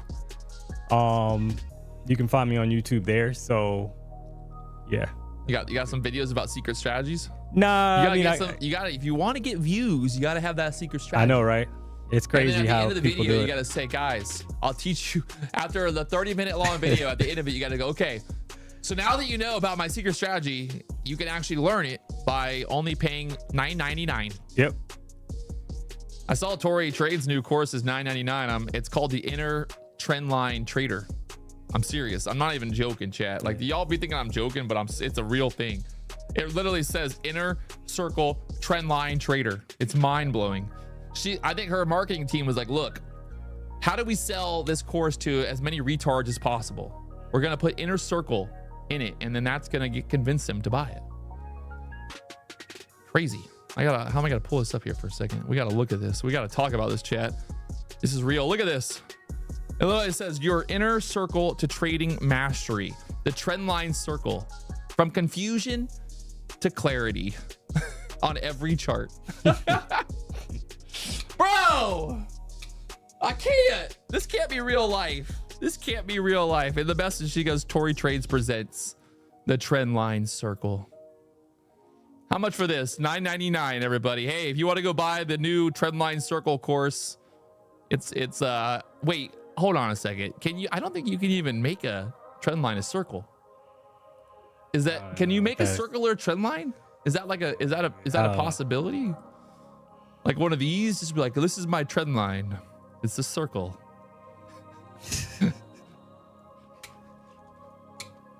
Oh man. Someone said, from confusion to delusion. Oh, that's good. That's pretty funny. All right, guys, look, we got the inner circle on the circle. So everybody's good. Just look, trend line, circle goes up. Simple strategies that we all need to follow. Got $2 tip. Someone said thank you to D Money. Enjoying your conversation. Sorry, you don't get that. Mucho gracias de nada. You don't get the $2. Sorry, sir. That's for me. That pays for the internet here. Okay, we have high-speed internet here. Patrick, keep buying the bottom. Well, I will. I'll keep doing whatever I want, chat. What do we think? Let's play some. What do you think? Up or down after FOMC today? Just your most educated guess. What would you say? I'm thinking up. Educated guess. I would probably say. If I was a gambler, I would be betting on it going up. I would bet on it going up. I don't see the possibility of them not cutting rates. I think we might go down initially, but then go up. Maybe news comes out, we drop. Yeah. Powell comes out, he starts talking about more rate cuts in the future. Yeah. That's when we go to the moon. Yeah. That would be maybe that would be the best scenario, right? The news comes out, we only get 25 basis points, the market dumps. He comes out and then he says, okay, hey, we're gonna have more more rate cuts in the future. Then the market goes back up. And I think, there were some reports that came out that, the market's been pushing, right? All-time high after all-time high after all-time high. And we know that that's why it's been difficult to kind of pick a direction. But the thing is that clearly, right? Like we've been waiting for this rate cut for months. Yeah. For months and months and months. Yeah. And the funny is, every meeting, it's been getting more clear that it's coming. Exactly. Right? Like they basically said, yeah, we're going to cut in September. Exactly. Now the question is do they do 50 or do they do 25? Yep. The funny thing is people really don't understand at the end of the day, rate cuts are doing what? They're just going to cause the market to go higher, right? Because money wants to figure out where it can get the best return at. Yep. If they can't get return in the credit market, well, then they're going to go to the stocks. They're going to go to ETFs, and they're going to put money in the market. That's I think people really forget is the economy can be doing shit, right? The economy can do shit and the stock market can go higher because of inflation. Yep. We saw that massively during COVID. The whole entire world was shut down, but the market was going higher. The market was pumping, yeah. How's that happening? cruise ships are out of business, but their stock is now somehow going up. All right, Nasdaq just keeps on dipping. In hindsight, it's just like now you were like sitting here like, fuck. Why did we just I mean, the funny part is like you were kind of like we were looking for that little long like back up. We saw that 480 area. I mean, that was like that was basically not a bad spot to get short there. 480 now in hindsight. Yep.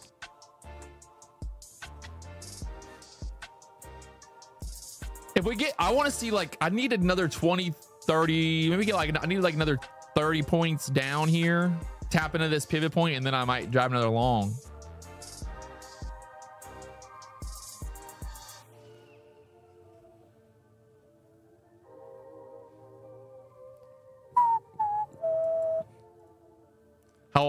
How long do you normally trade for every day? You have like a time set?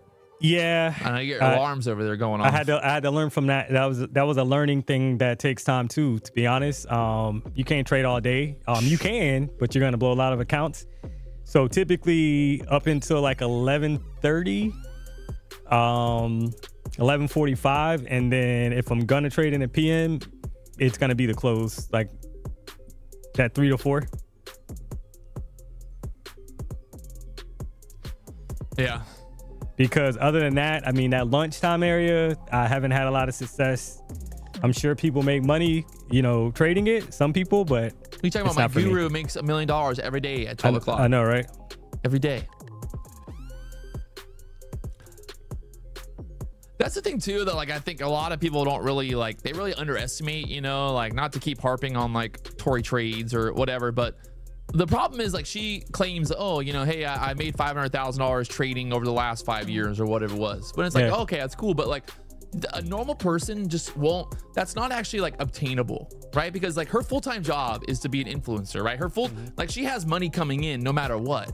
So even if she loses $200,000 on a trade, like it's not gonna like ruin her life. Yeah. Whereas someone like, like yourself, who like you have a family, you don't have $100,000 a month guaranteed from your Discord. Like you trade differently. Yeah. You can't sit, it's just a different mindset. Yeah. If you know that you're guaranteed to make money no matter what, trading is a totally different game. Yeah. Whereas like if you only make money from trading and that's the only way you're going to survive, like it's just a totally different game.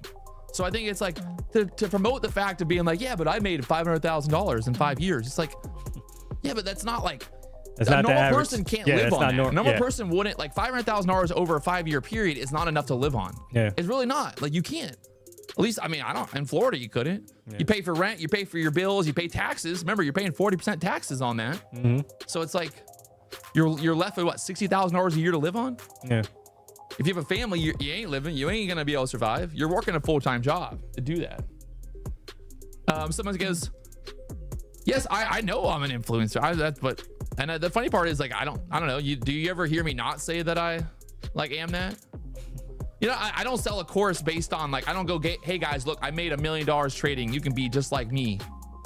Buy my course, right? Like I say, hey, yeah, I have like this video library of videos about trading, but like that's just what it ain't like my profit that I've made is not gonna make you rich. This guy is out of touch. What are y'all talking about? This chat, I swear, I'm out of touch. The retards in the chat are telling me that I'm out of touch. It's amazing how that works.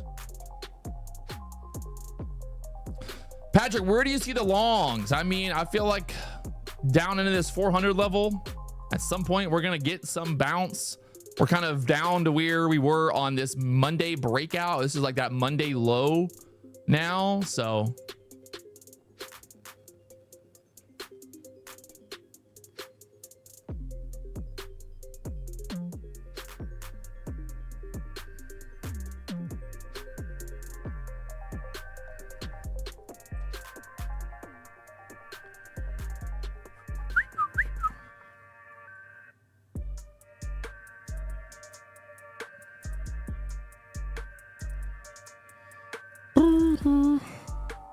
what would you be looking at now, like in terms of setups and kind of your thought process at this point?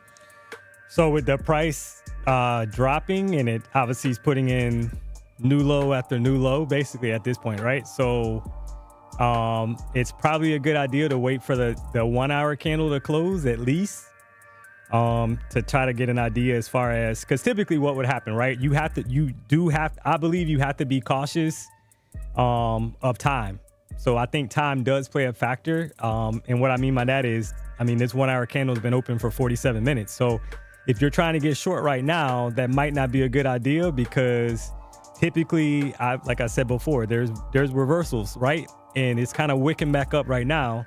I will wait for the 1 hour to close at 11, and then I would kind of see, if I can catch either a reversal on the lower time frame, which would be like the 5 minute, because that's what's been happening, right? Prices dropped and it'll push back up to the EMA. So you got some room back up to that 459 area. I see that. And it's actually trying right now. So I will wait for the 1 hour to close in. What are you talking about? The chat said it's only going to go lower, though. I know, right? The chat got all the answers. I got none.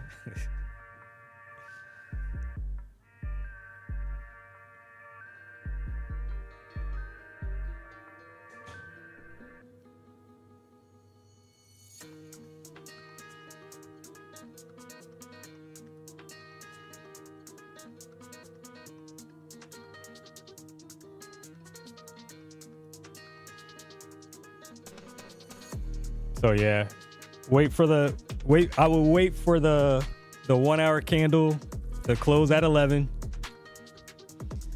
and then I would kind of see how it closes out. If it closes with conviction to the downside, then I would actually possibly look for sales on a retest, but I would almost have to anticipate a push back up first. That's just how price moves, right? So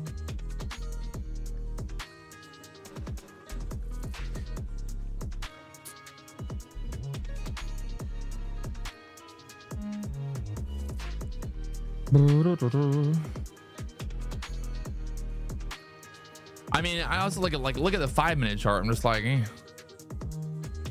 Talked about this yesterday. And the thing too is, I think a lot of people get this misconception that if you don't take a trade that you're an idiot. You're like, why'd you not get short? D Money, why'd you not get short there? Yeah. It went lower. You're like, okay, but it don't matter. You know what I mean? I don't have to fucking trade every little move in the market. If I don't see a setup that I'm like, oh, that's my good setup, then who cares? It went lower. It's not no skin off my back. Not putting on a trade is literally as part of trading. yeah. And it's just it's so frustrating because everybody's always like, yeah, but you should have gotten short. It's like, okay, well, did you get short? Have fun. It don't bother me. I'm not mad. I'm like, oh my God, it went lower.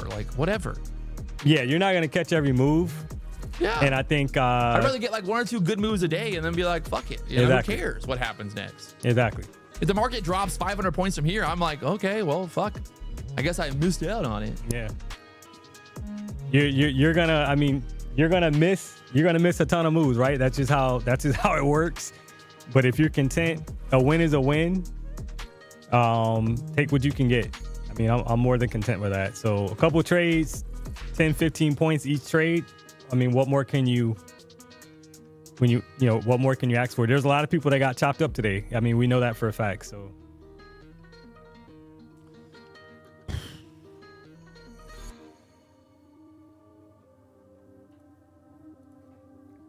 my first short of the day was at 505. So could I have held that the whole time? Probably not. I wouldn't have held through that fucking squeeze back up thing, but yeah. I would have. I think if today wasn't fucking FOMC, Exactly. then I think the idea we had earlier of kind of pushing back up, retesting that VWAP 480 area, whatever it was, kind of, and then looking for that short down from there makes a lot of sense. Yeah.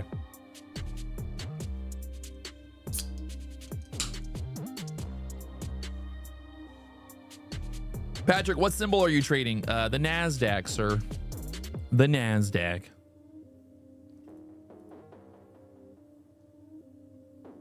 Where's the R34? Getting work done.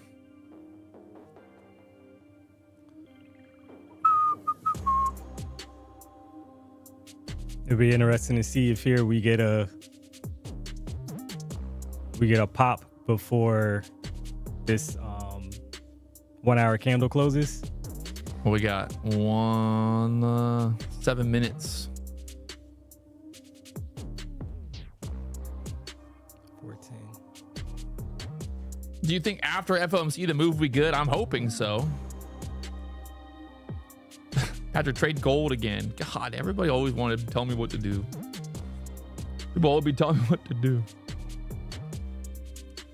Someone said Pops. This is not Pops, it's beer, bro. I drink straight beer in the morning.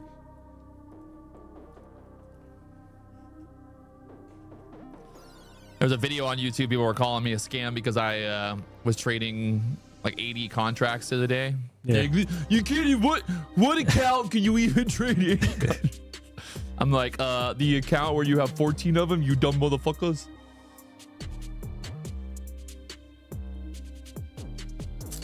Jonathan Stonks paid $2 to say sudden drop coming 2% down today. God damn. Guess it's time just to get short if it's going 2% down.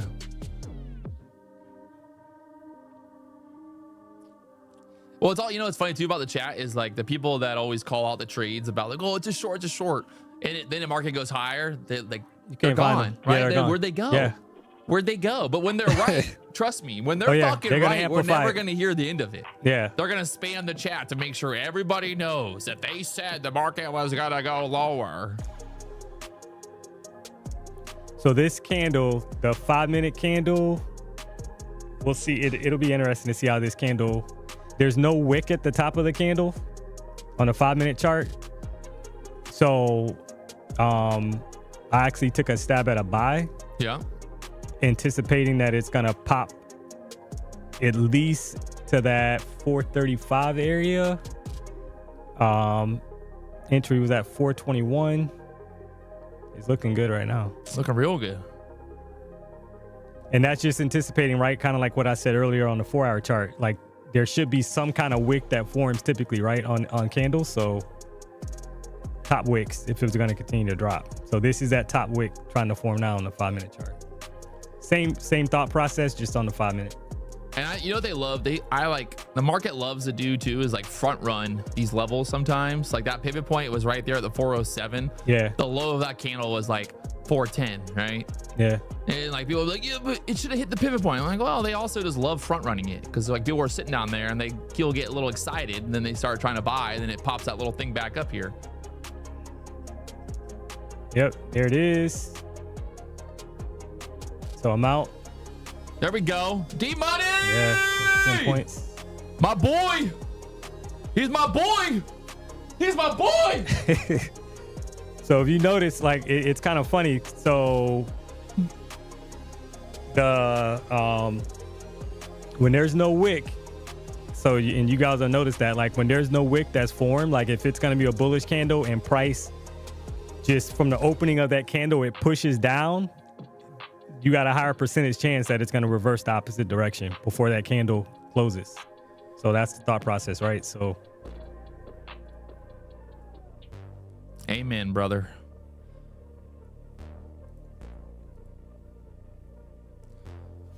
Where are we at? Almost 1 o'clock. It's 10:50 right now too. This is always that 10:50 time. Loves to kind of little pop, little drop, kind of, you know, thingy-majiggy.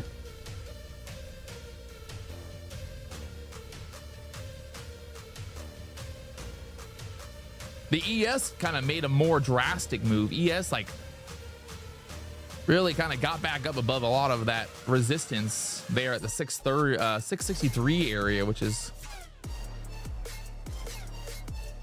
interesting. Now Nasdaq right back down again.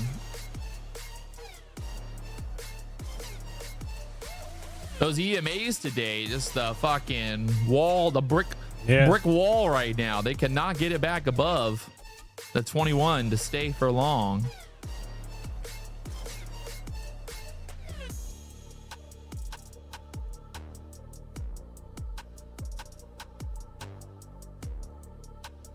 Nvidia just kind of sitting there at the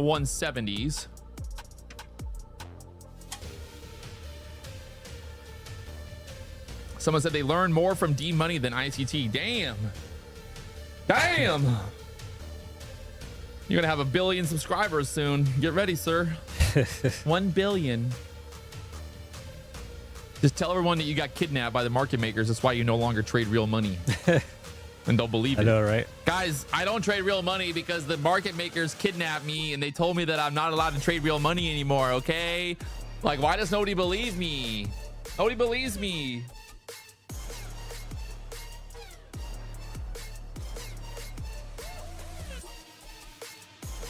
Freaking market makers, man. Nobody understands what it's like to be just so good at trading. Got kidnapped.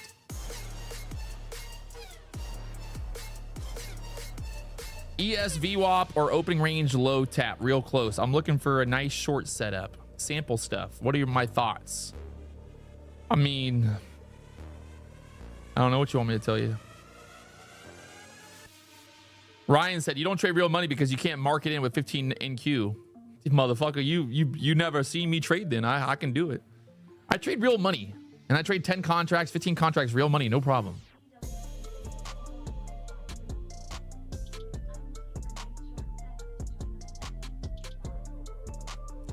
I mean, my thoughts are at some point this momentum to the downside is going to dry up and we're just going to get stuck at a level. I don't know where that's going to be, but yeah,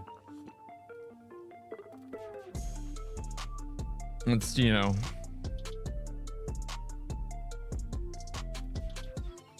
today it's like right now it's like an EMA day, right? Like rejecting the EMA. So if you're trying to get short, it needs, you know, on the 5-minute chart, if you look at it, it's been rejecting right off the EMA. So, but you got a new 1-hour candle that's about to open.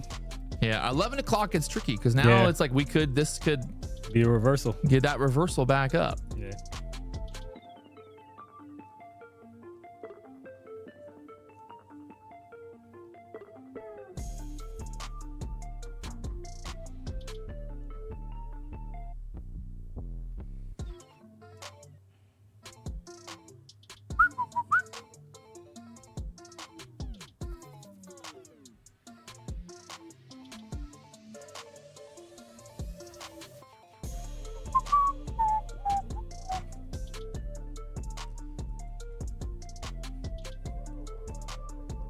Stuck there at the 9 EMA again.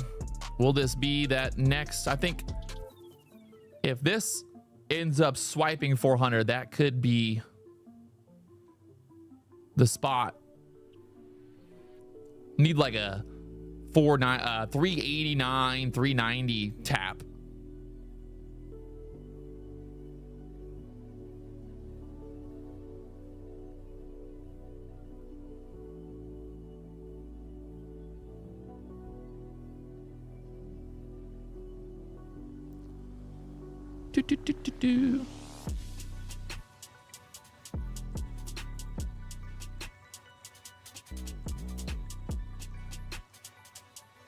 Here we go. 11 o'clock.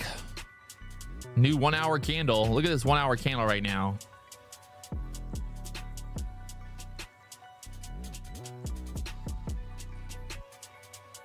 Pushing up.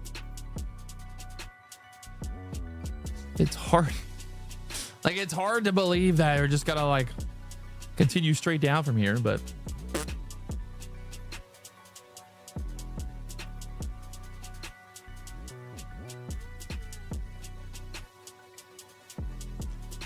is it a coincidence that the market's stuck at 420 before going higher? Whoa! Right. Whoa, nobody thought about that, did they? The market makers wanted to go to 420 so then they could get higher.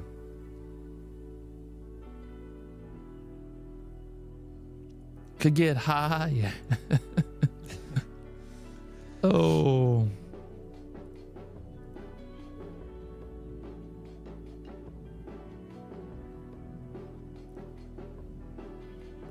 ES is just stuck going nowhere right now.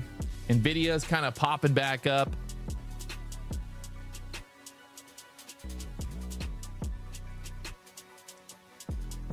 Trying to look like where that next low is on the 4-hour chart. That'd be down there at 330s. 330, 320 area be the next low on the 4-hour chart.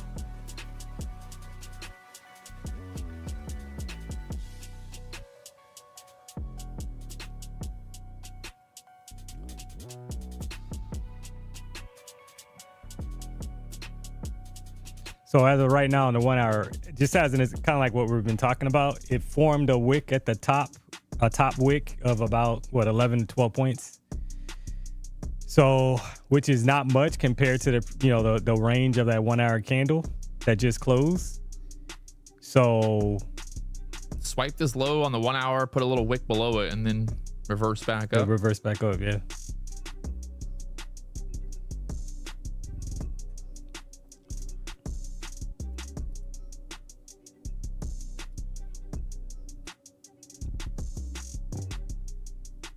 Chase, D-Money already took profit. Relax, bro. He said bro said he was gonna buy. He's getting cooked. He's cooked. Look at him. He's fried over there. He'll never recover. That's my favorite too. Is like you tell people like, oh, I'm gonna look for a long, and you get like 20, 30 points, and then you take profit and it starts going down again. They're like, look, he's an idiot. It's like, yeah. Well, I mean, I made money, but whatever, bro.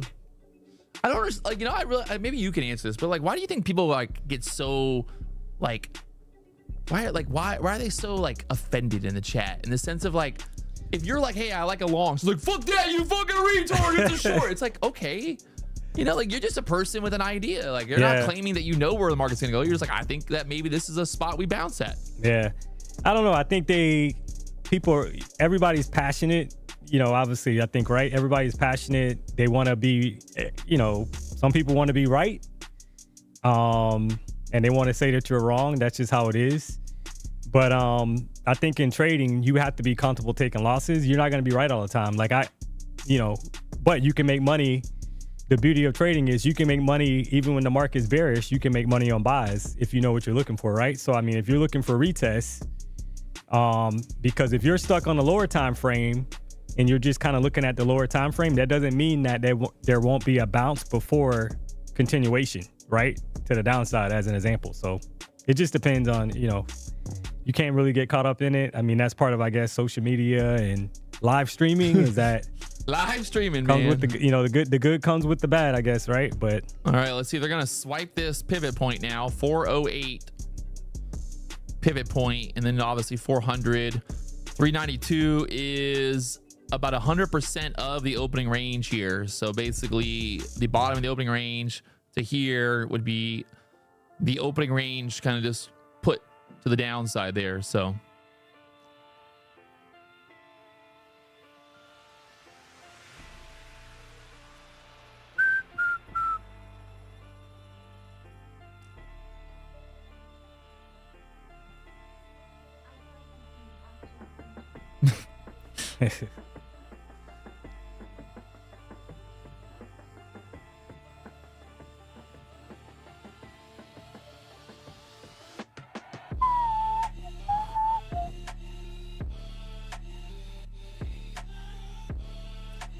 I'd be looking for a long if we like, I want to see a 20, 30 point drop from here. I don't want to get long on that slow grind, but I want to, if I get like a move all the way down here into the 380s really quickly on this 400 drop, then I like the longs. Just trying to get like 20, 30 points back up is what I'd be playing into it. Yes, it's going lower. Yes, that's fine. I'm not fucking a perma bear. I'm not a perma bull. But at this point, I'm just like, me getting short here, it feels wrong. I keep saying that and it keeps going lower, but at the same time, it's just like, I don't want to deal with it.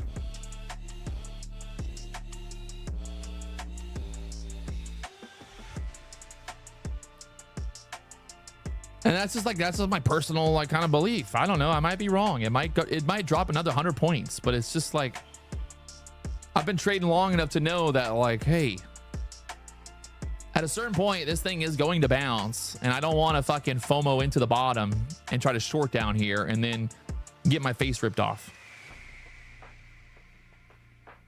Exactly. Everyone, the market's waiting for the for me to get short, and then it's gonna fucking go straight back up. Classic. And remember, like we were saying, there's only like a 11 or 12 point top wick, which is like nothing on a 1 hour chart, right? So it's like it already swiped the low of the previous 1 hour candle. I'm in a long now. My stop is the low 403. So let's see. I like it. Bounce. ES also did the same. It swiped the lows there, which is good to see for the ES, obviously, to do that. ES swiped the 1 hour low and popped back up. Ben Noodle said Patrick is the hottest day trader out there. Freaking majestic. Oh, Lord. Oh, Lord. Give a round of applause for that one. Round of applause.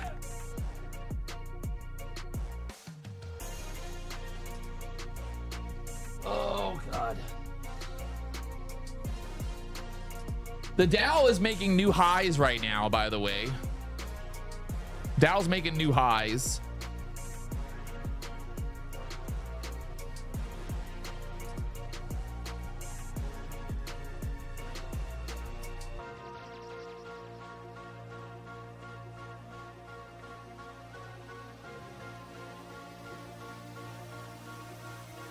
What do you normally do after you're done trading for the day? Got any routines? Go for a walk, go outside, lift some weights. Try to get some fresh air. Got a spot, eat lunch or anything? You gotta have something, some little ritual. If you have a good green day, what's your ritual? Man, I like to get some Italian food from this spot on La Solis. Yeah. Some chicken parm. That's my thing. I get chicken parm. I love chicken parm. I love a good chicken parm. It's hard to go wrong with the chicken parm. Louis Bossy. That's the spot. Yeah, they got the big one. Yeah. They got like the big, you can like feed a whole family with that. Exactly. I eat off that for like 2 days. Yeah. So comes home and Louis he got Bossy. his wife, he's like, hey honey, don't worry, I got food for the next 2 days. They're like, what? No, we're good. We got enough fucking chicken parm for everybody.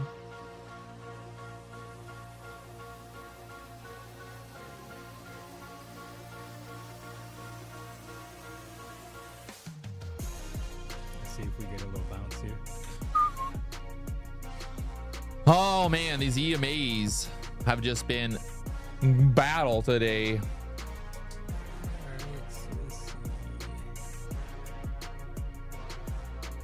Bam, bam, bam, bam. All right. Bam, bam, bam, bam, bam, bam.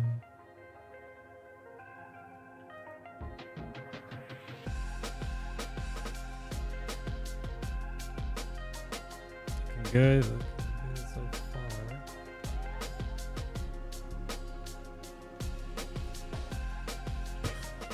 I mean, though, it also, like, even if you're bearish, you can still believe that it might push back up to build out a better bear flag. Like, Exactly.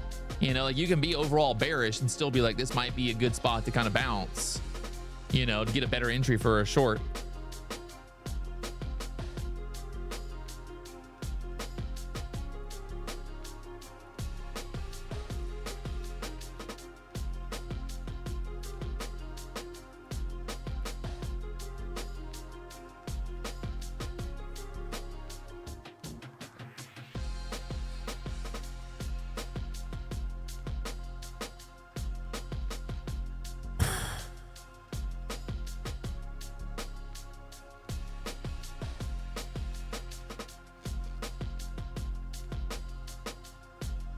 And like we talked about earlier, right? Like the funny thing of like this, we talked about like, oh, it's fucking FOMC day, right? We're like, we expect, you know, some kind of just grindy, maybe choppy action.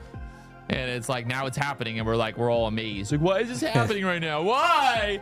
Why does this happen to me?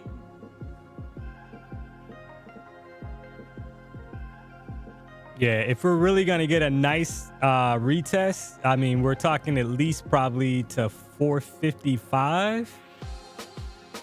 On the 1 hour, that's the low of that's the closest wick, basically, right? So like, I wouldn't be surprised if they snap it back. Snap it. And I'm up nice. I'm up. Yeah, entry was 413. 413. Let's go. We gotta just pump it up through here. Come on, Nasdaq. Let's pay D money here. The thing too is like, if this thing starts to get away from these EMAs, that's when you're gonna get that squeeze going, because everybody's trying to short every little fucking pop. Exactly. And then finally, that's when you get that momentum to squeeze back up, because, well, you get fucked. I always like to ask myself, if I look at the chart and go, okay, what would be the easiest way to get fucked here? Yep. And then that would answer me, that would give me my idea for the trade. Okay, let me not do that. All right, that's 10 points, 11 points. Let's go. D-Money. Someone said you're going to get stopped out. I told him I deleted him from the chat for life. Did that for you, my boy. Did it for you, D-Money. Nobody says D-Money's going to get stopped out in Like, my chat. Whoop-dee-doo. Nobody.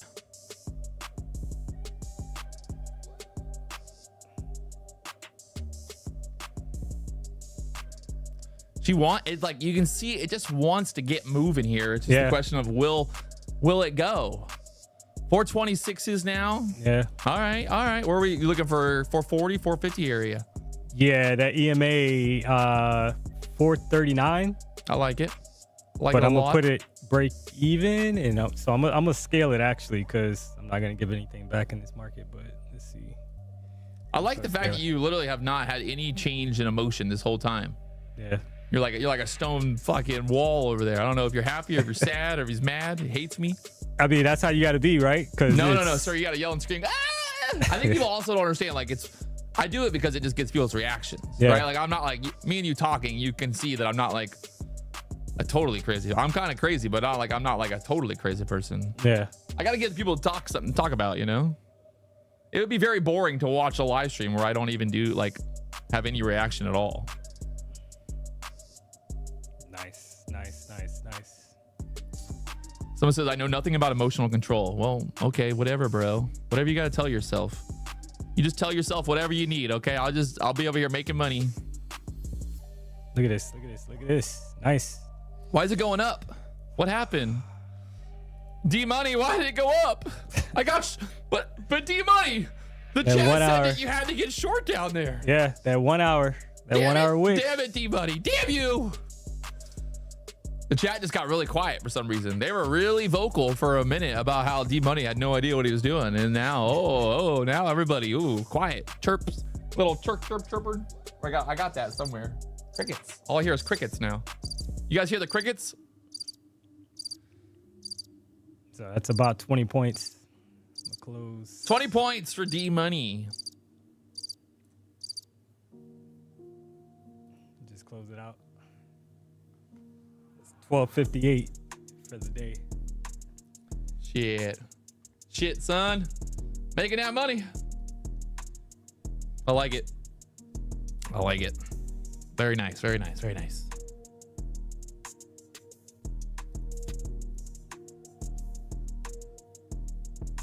And so on that trade, remember the 1 hour was you only had 11 points on the top side of that 1 hour wick, right? So there was a lot of range there.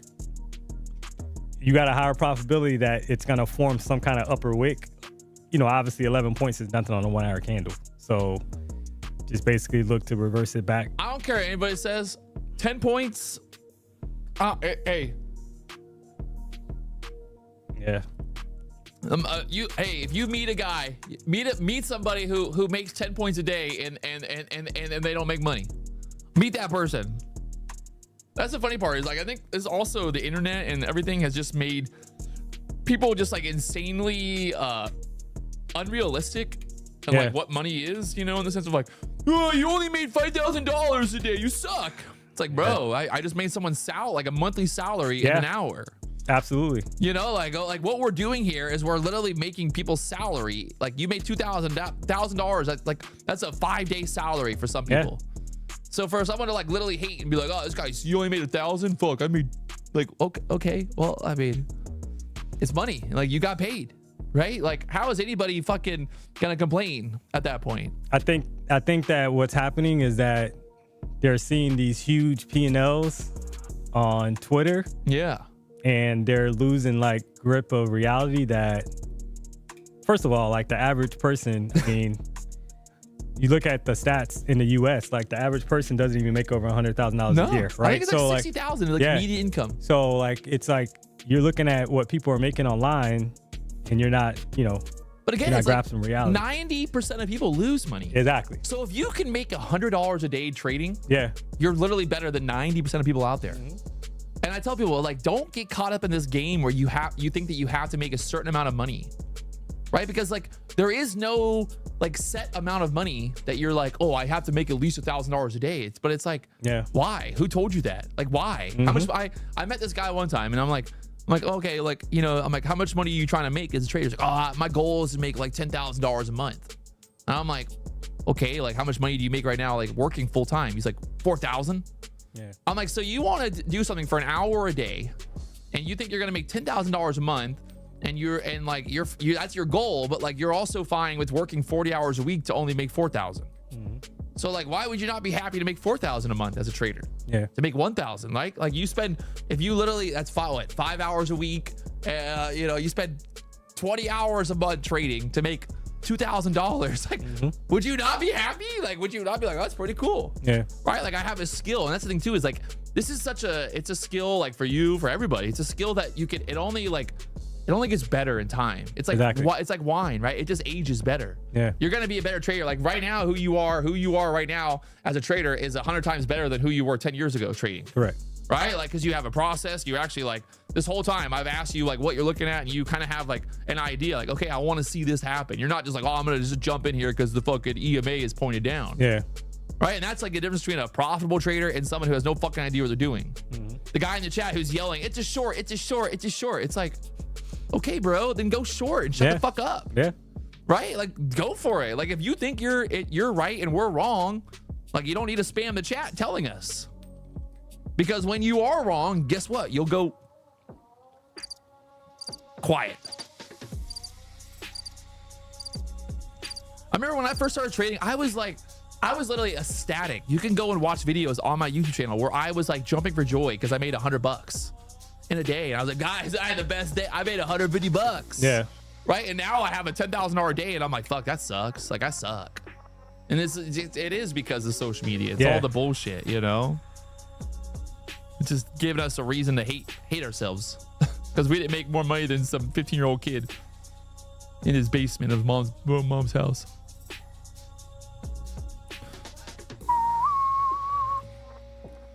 So on the day right now, I'm pretty happy with that. This is a lot better day than yesterday. A lot better day than yesterday there. Locking in $2,600 there, just kind of getting those little 10 pointers, 10, 20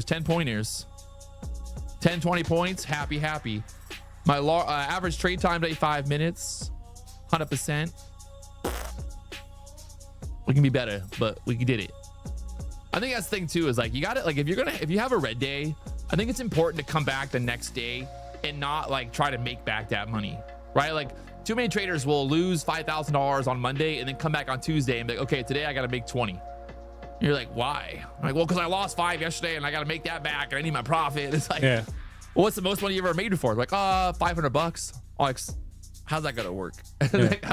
like, if you've never made more than $1,000 in a day, why do you think that somehow magically you're now gonna make $5,000 in a day? Because you had a loss the previous day, Like, trying to get it all back. What planet are you living on? I want to live on that.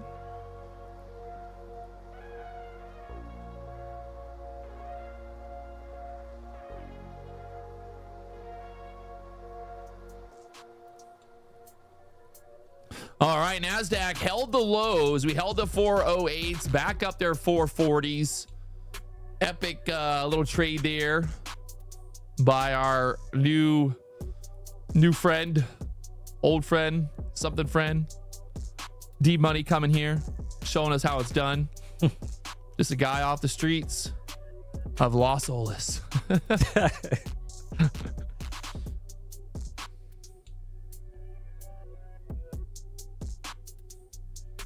Someone said you were right at the bottom of the 1 hour wick. Yeah, that happens more than not. And I'll be honest, the way that I picked that up is from losing, because I would be the guy that's shorting. Out. Yeah, I literally would be shorting at the bottom. And I'm looking and I'm like, why is this thing reversing on me? And it's the new 1 hour candle that just opened, and I'm actually part of that where I'm getting basically stopped out. So that's how I picked that up, to be honest. So in full transparency. I mean, so if you start you're going to start noticing if you, the more or less, it has to form some kind of wick, right? So you can trade that. Trade it.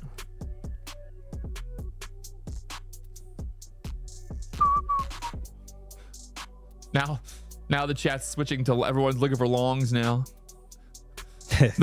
the chat, the bears and the bulls in the chat just come and go so quickly. Like every little move in the market, now everybody's bullish. Now we're going back up, boys. Get ready. It's going to the moon.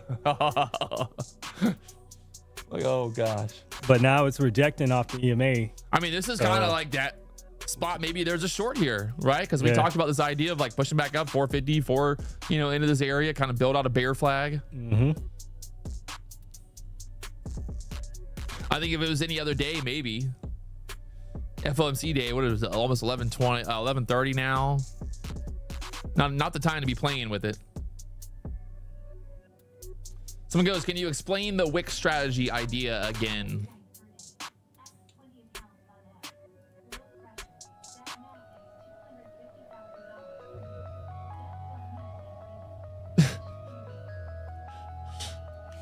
So the wick strategy is basically that hourly candle opened up with no wick on the top of it, right?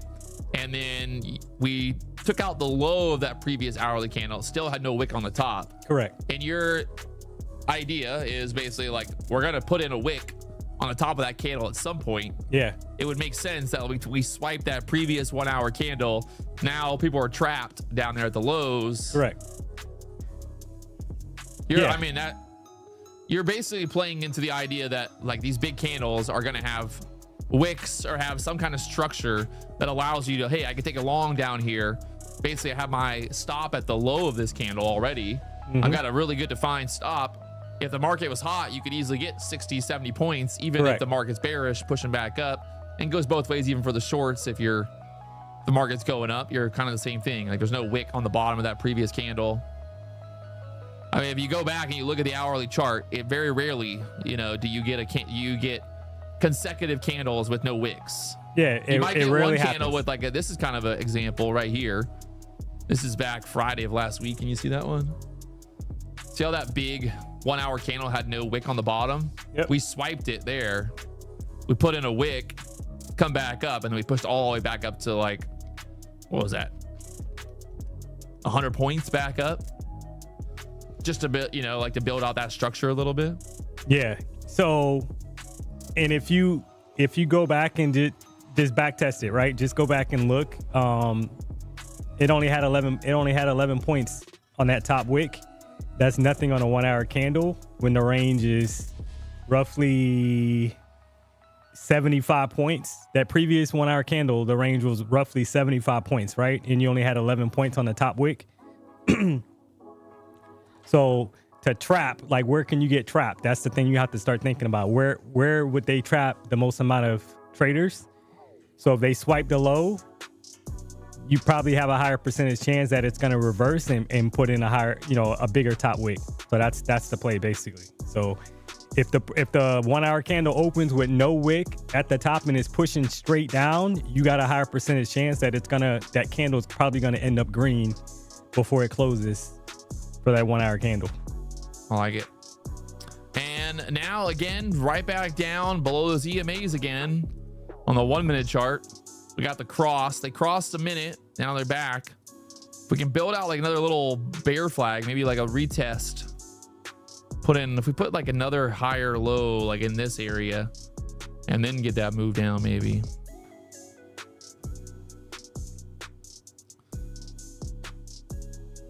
I mean, I think for like a good rule to have is just like, if you look at the chart and you don't see like an obvious setup, or you don't see something that like you can like really like, oh, that's a good setup, then it just don't trade it. Yeah. You know, like if you don't see your setup, it's like, yeah, maybe the market goes lower, but like the odds of it chopping around and fucking, you know, stopping you out or giving back profit or whatever are going to be much higher at that point. Like if you look at the chart and you're like, oh my God, that is a very obvious fucking bear flag and it's all playing out and everything lined up, then you're like, okay, like I'm in, I can take this trade. And it's also like, for me, if I have that like good confirmation of a good setup, then I'm able to like hold a lot more. Yeah. Right, like I can get more out of the trade. Where if I'm just like all willy-nilly and I'm like, okay, I'm gonna get short, and then I get short and I take 5 points, like, oh, I'm not fucking out, you know, because like it's just like it's hard to like have that conviction when you don't have a setup. Yeah. So I think that's like another like little thing for people is just like be patient, take the good setups when you have them, and then when they're not, if you're, you know, it's okay. It's okay to not take a trade. And like what you're saying is like super important. And it sounds easy, but it's hard when you're actually on tilt. Yeah, it's hard when you're tilted and maybe you took a loss and you're frustrated, or you're rushing, right? So that all that stuff is important. Like if you're rushing in the morning to sit down in front of the chart and maybe you're late to your normal routine, and you're gonna try to force trades, right? So you're gonna see stuff that maybe is not there, or maybe it's not the right setup that you said you're gonna stick to. That's when trouble happens. So I've done that multiple times. So just trying to be more disciplined, like you said, being patient. The fear of missing out. Get out of trouble. Yeah. The fear of missing out is real, right? The FOMO, like having FOMO. Yeah. It's not a myth. Yeah, you're down. You see that the market dropped 70, 80 points and you haven't caught anything. You're kind of, it's frustrating. Oh. So well, those are the worst trades. Yeah. Or the worst trade too is like when you get short at open or whatever it is, and then it like you get your 20 points. Yeah. But then it goes another 100 points lower, and then that fucking FOMO, man. And then like it drops, and then it pushes back up a little bit, and you're like, okay, I'm gonna get short now. Yep. And then that's when it reverses all the way back up. Yep. Yeah, no, that I've been there, done that too many times to count, to be honest. I wish I haven't, but I have. All right, Nasdaq back down there to the low again, right there at that pivot point, just holding their 410s.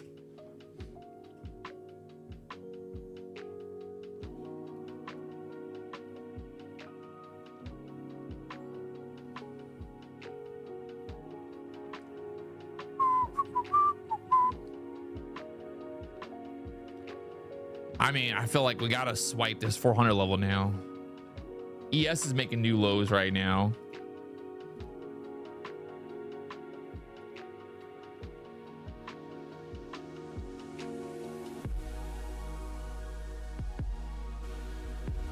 Or this is where they're gonna stick it for now, for till FOMC maybe. Just stick it.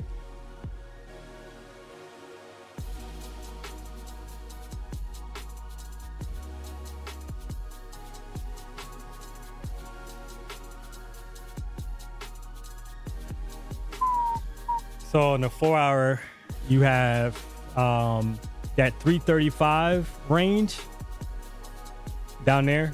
So it could, I mean, if they're going to drop it down before FOMC, it could possibly go down to that range and then bounce. It just depends, I guess, right? Like, but you've had, at this point, you've had four 4-hour candles. So you've had basically, if this candle closes out red, you've had 16 hours of redness basically, right? So the 4 hours. So, but I could see maybe 335 if they're going to drop it down. I mean, you know, you're talking less than 100 points. That's 100% obviously doable before FOMC, and then maybe a push up. Just depends. But that's why you take what you can get, right? Because we're getting closer to lunchtime where it's normally Chop City. Chop City. So they don't call it lunchtime for nothing.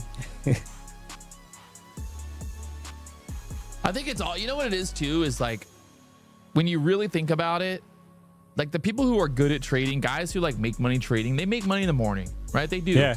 And then they're done. They walk away. That's why the volume kind of dries up in the middle of the day. People who put the positions on, like they're in, right? They've traded that first 2 hours, and now it's like, I mean, if you're like a good trader, you're done. You're walking away. You're like, all right, I'm done. I'm out of here. Yeah.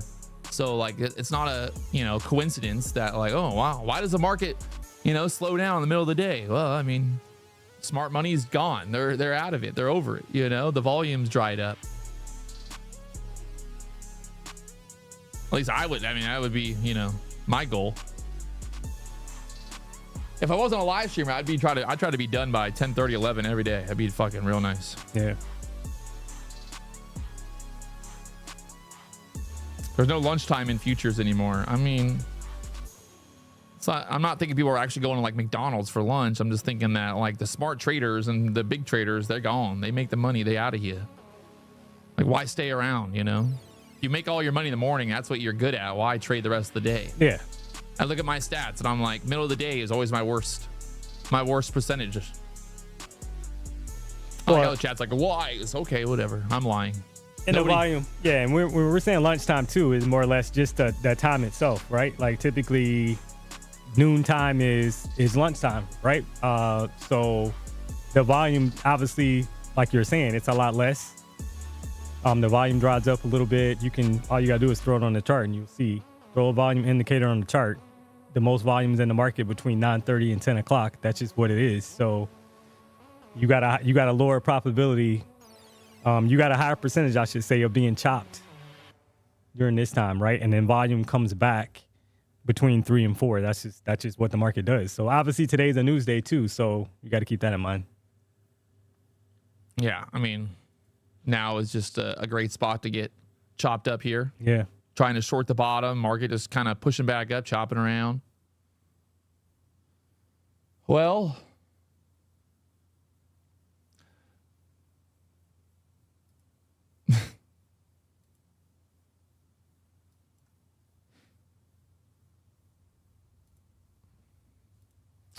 bum, bum, bum, bum, bum, bum, bum, bum, bum, bum, bum. In terms of, I don't know, just like some rules, you have like obviously like a max loss for the day. Kind of like, what do? If you have 2 or 3 trades in a row that are losers, do you kind of shut her down? So if I take 2 losers, I'm pretty much done for the day. So I think that's my tilt. Everybody has their own like tilt meter, I guess you could say. I would say if I take 2 losers back to back, I should say I'm done. Yeah.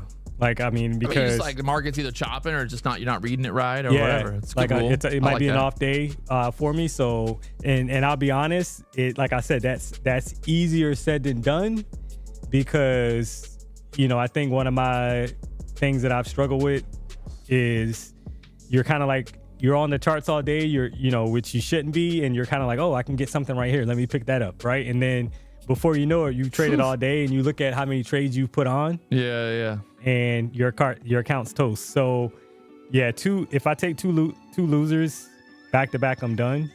And I try to trade no more than 3 trades per day. I would say that like more trades don't mean more money. Yeah. For me, at least, you know, like if I'm trying to trade all day, you know, put 100 trades on a day, it don't mean that I'm making $100,000 more money. Yeah. Normally, it just means like I have those days where I make 100 trades and I literally, like, let's say I made $5,000 in the first hour, and then basically by the end of the day, I'm only up 5,000 because maybe I went back down, I got back to 5, I went down again. You know what I mean? Like, very rarely do I like have a really good morning and then keep trading the rest of the day, and like at the end of the day, I'm like, wow, look how much more money I made. Normally, it's like, fuck, I wasted all day just to be exactly where I was in the morning. So. And typically when I do that, I'll end up giving back, obviously, right? I'll end up giving back profit. Yeah. So, because, let me make a little bit more. Let me make a little bit more. That's always like the biggest. Yeah. And then you're like, in your head, you're like, I want that $2,000 profit. Yeah. And you're like, I got to get back to 2,000. Always. Yep.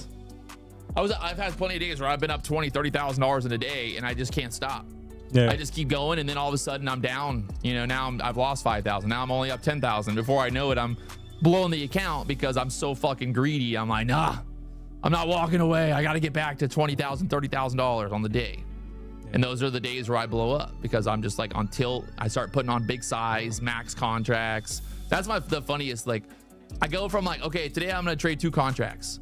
I start out trading 2 contracts, everything's good, I make money, and then I get chopped up on a stupid trade, and I'm like, fuck it. I start adding, I start adding, and then I know, boom, just blew up the account. Because I went from trading good with 2 contracts to now I'm trading 500 contracts just because, you know, I went on tilt. Yeah. So, yeah, no, that's not the way to do it. All right, well, Nasdaq just chopping around here some more. Might be the good time to go to Chipotle. We'll put in another little kind of lower high there again at the 420. Looking a little bit like a kind of head and shoulders type thing, but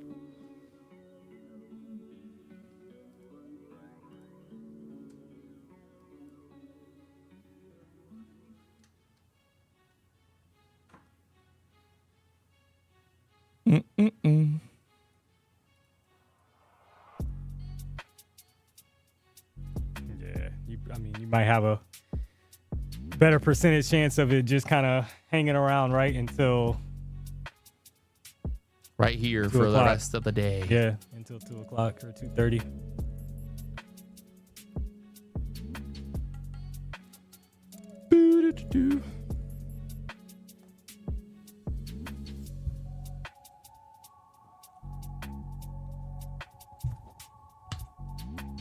Thank you.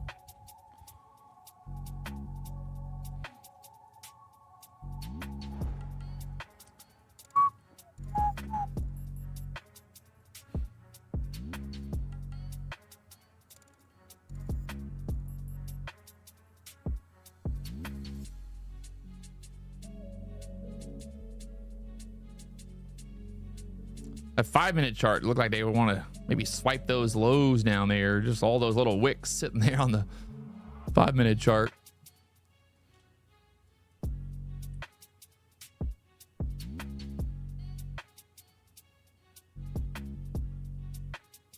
The low so far is 404. Swipe that, maybe down there 390s or so.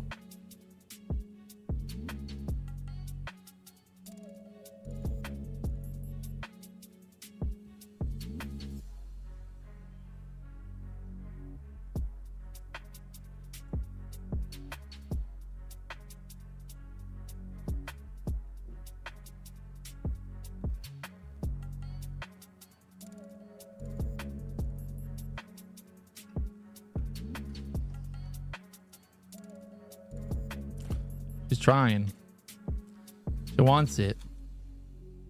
What time is FOMC at? If you don't know what time FOMC is, please just go ahead and quit trading now. No, I'm just kidding. It's 2 o'clock. 2 o'clock FOMC for the rate decision, and then they have the meeting at 2:30. So it's like a weird 30-minute period of just nothingness, and then Powell walks out and he says good afternoon or good morning. No, I'll probably say good afternoon. You can actually bet on what color tie he's gonna wear. That's great. Some of those betting websites. What color tie is Jerome Powell gonna wear to the meeting today?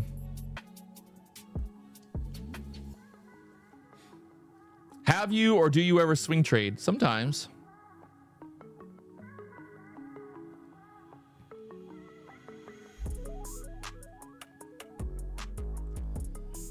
Well, fucking A. I mean, I feel like the price action, it moved today a lot more than I thought it would, to be honest. I was like, fuck, this guy's gonna come in here and the market's gonna be stuck in a 20-point range all day. This was actually, I think, better price action than we've seen, right? I mean, probably the best so far of the week, I would say, right? For sure. Yeah, no, I mean, that's the funny part, right? You get the Monday, the Tuesday bullshit, and then on Wednesday, you're like, well, it's gonna be shitty. Yeah. And then on Wednesday, it's the fucking does something good.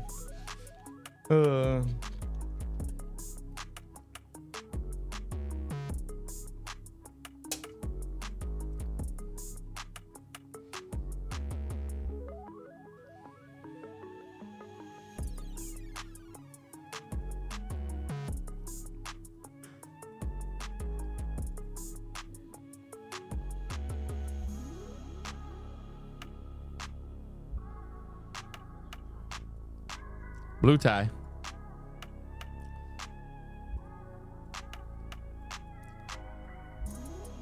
I always love when they get it down here to this level. Look at, they just these little candles, and it's just something's about to happen.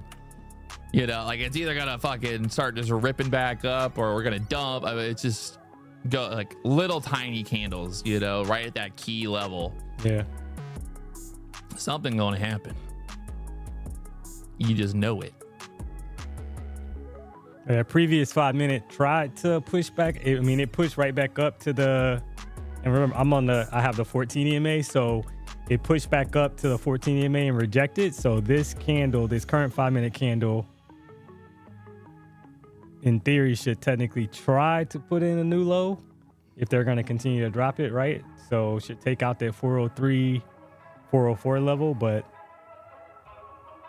it's trying. It's trying right now. Tight, very tight. Yeah. Little tiny. There it is. Oh Lord. Yeah. And look at that. Just like we said, that 5 minute chart wanting to swipe all those fucking wicks. This would be hilarious if they now pop it straight back up. Would it not be funny? Would it be? It wouldn't be surprising. You know, that's the best part. Is like, what a perfect spot to trap people. Take out all those stops below that level down there and then just squeeze it right back up. And you got what, 16, 17 minutes before the 1 hour candle closes. So you have to be cautious of time, because a lot of times towards the end of a candle, 1 hour candle, you'll get some kind of reversal, right? So, well, if you look to Monday, the 1 hour candle, the 9 a.m. candle on Monday, the low was 403.75. So like if it bounces here and squeezes back up, I would say that's literally what it just did. It wanted to swipe that hourly candle there. That was like resistance, kind of tapping into that. Look at that. Straight back up. It hit what, 98 was the low there. Yeah.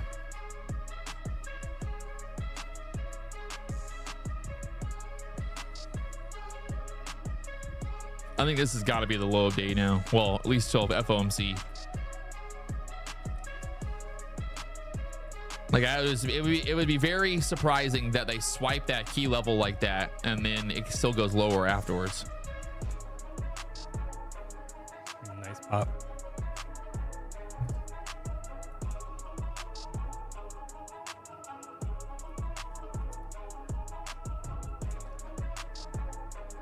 And that's kind of like what you're talking about too earlier about the, you know, needing that energy. Yeah. Right? Like it's not a coincidence that we had those little tiny candles, you know, ding, ding, ding, ding, ding, little tiny candles. And then all of a sudden we swipe them and then we get these bigger candles coming back in, because again, it's like people were trying to maybe get long down there for the swipe at 400. Exactly. Shorts are trying to pile in there. And then now what are they doing? They're like, oh, fuck. Now they're buying because they think they're going to reverse. Yeah. So, if you watch price long enough, like you'll start, this happens all the time, right? It's just a matter of being observant to it. And, you know, some people would say like, oh, I would never look for a buy down here, but realistically, would you be looking for a short? You exactly. know what I mean? Like, exactly. would you, like, you'd be That's an the idiot thing. to be looking for a short. That's the below thing. 400 right there. Yep. Like, what are you gonna do? Get short right when it breaks 400? Exactly. Oh, guys, my short is right at 399. I'm gonna get short. If we break 400, I'm shorted. You're like, what? Why? Yeah. You're just adding on. You're just adding it, man.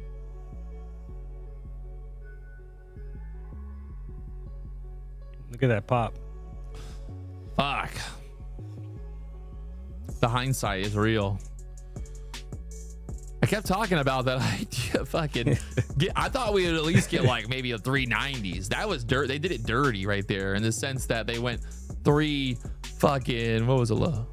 398. Yeah. You know, normally you get like kind of like 10, 20 points below those key like 400, 300, you know, whole numbers. They love, I don't know why, but the market is like loves those. Like, have you noticed that? If we're at like 100 level, like if it's 200, we're going to swipe like 10, 20 points below that. And then you get that reaction like back up. Maybe that's just because people they're not trying to get long right there at like 399, but maybe they're sitting there, you know, more orders sitting below that. I don't know. It was the same thing in penny stocks. You remember like in the penny stock game, like if you were trading, let's say you're trading a 95-cent stock, Yeah. it would get to $1 and it would just be like a fucking wall of sellers, Yeah, you know, yeah. right there every time. You're like, why? Yeah. Let it go above $1, you fucking idiots. That even number, like I used to study you heard of the quarter theory? Yeah. So quarter theory, and that's the even numbers and all of that stuff. Yeah. So 90, 100, whatever, right? Those there's always going to be, it's like, because it's a psychological like number, so people typically take profit at those even numbers.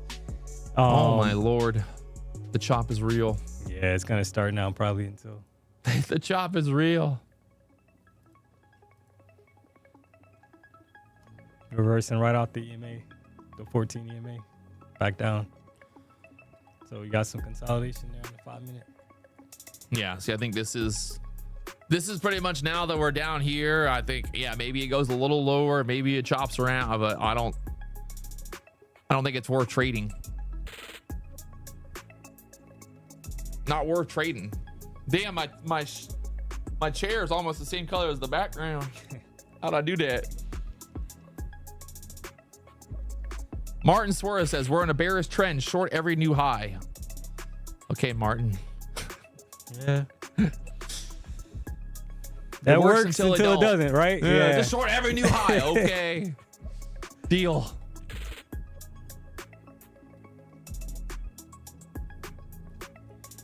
But I mean, like we said earlier, I mean, it has been respecting the EMA. It's been rejecting. But at some point, obviously, I think we think that it's going to be bullish. It might drop more for FOMC, but then push up. But I've seen it do both, right? It could drop during FOMC, and then tonight, for some reason, during agent session, magically it gets bullish. I mean, it really, like I said, it just depends. The numbers don't actually mean shit, right? It's just all that matters for the price of the fucking market is what Powell says during the conference. Exactly. Right? If he says, oh, hey, we're worried that we're not going to be able to cut more, or we're worried that there's going to be more inflation than we thought, right? Then that's going to make people be afraid. So then the market's like, fuck, then we sell off. But if he comes out and says, hey, we did 25 basis points, we're going to do 50 basis points probably at the next meeting. Like if that's kind of like the rhetoric, then I think we go up. But right now is almost 12. This is just not the time to be trading. Like if you didn't make money this morning, already, it's like, are you going to make money now? Way I look at it, like, hey, at 12 o'clock, are you just, man, I've been losing all morning long, but don't worry. It's 12 o'clock now. I'm definitely going to make it all back.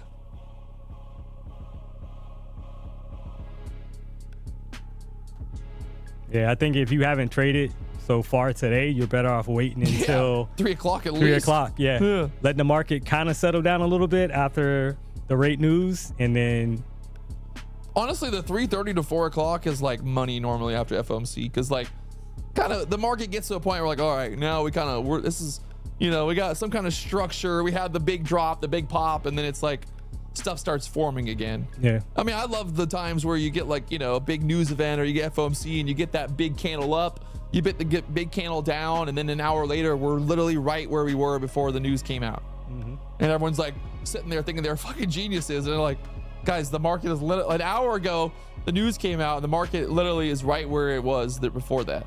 Yeah. Take everyone's stops up and down, and then just at the end of the day, we closed it where we opened at. We're like, well, fuck, that happened.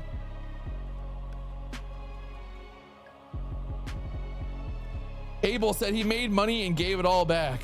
Don't do that. It happens. Quick said he got cut up, wicked out. Fuck, man. James, do you guys actually trade during the news conference?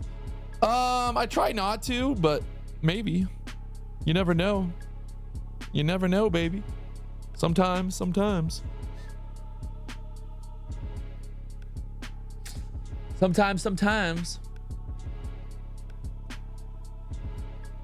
Oh, God. It's hard. Like I haven't had a lot of success trading FOMC, to be honest, because it's not like, oh, it's CPI, right? So you can kind of like, CPI is different. I think CPI is probably the best I've gotten lucky on CPI last few times just because I'm playing into the idea that I know inflation is coming down. Exactly. Right. So I'm just like playing into that. Like, am I a genius for betting that the market's going to go higher after inflation, the CPI report? I mean, I don't know, but like, but I'm also like, I'm not like unrealistic, right? Like, I'm not like, oh, I'm going to get 500 points. Yeah. Like if I can get like a 50-point pop on the news coming out, then I'm like, bam, I did that's it, enough. like, that's enough. So now I've had plenty of times where I've gotten that 30, 40 points on the pop, and then the market reverses all the way back down, and I'm like, thank God I didn't fucking go for 300 points. So if you're gonna play the news, like, going for 300 points, you're just asking for it. I will wait for all the news to come out and settle down, and then you can decide like what direction you want to go based off of what they say, Powell, and all that. So. I'll be back today at 1:45 for FOMC. I'll have to talk to D Money about having him back on here at some point. We'll see. It'd be good. I think people would like that. So always good to meet other good, responsible traders.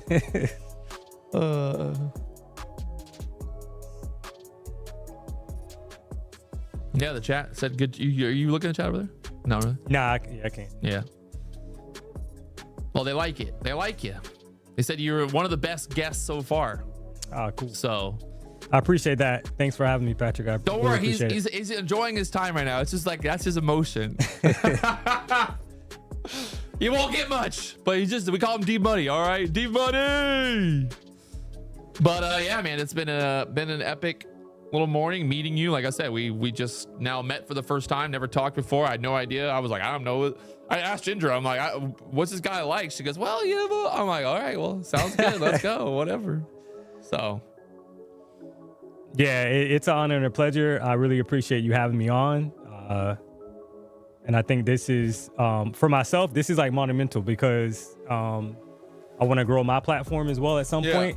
So this is something that, I think super grateful for you allowing me to come up. So appreciate it. I mean, honestly, it's just cool to see people in different stages of their, like, it's like everyone's got a different story, right? Everyone's got, like, we're all where we are, obviously, like, we're all trading futures, but we all kind of like came from different paths. We all had different kind of outlooks on stuff, and I don't really think there is a wrong and a right way to do things. At the end of the day, if you make money, you make money. Yeah. Right. If your strategy is you go counter trend, you want to buy reversals, and you make money doing it, like, more power to you. Yeah. I think too many people they get caught up in this idea of like, if someone on the internet or someone that they know or what, people in the chat, like, if someone has a different idea than them, they just want to attack you. Like, oh, you're fucking retarded. Why would you buy the dip? Why? It's going down. It's like, for me, some people I know there are some traders who like buying reversals more than buying a breakout or a breakdown, right? Like, they look for that. They're like, oh, I'd rather get long, at a key level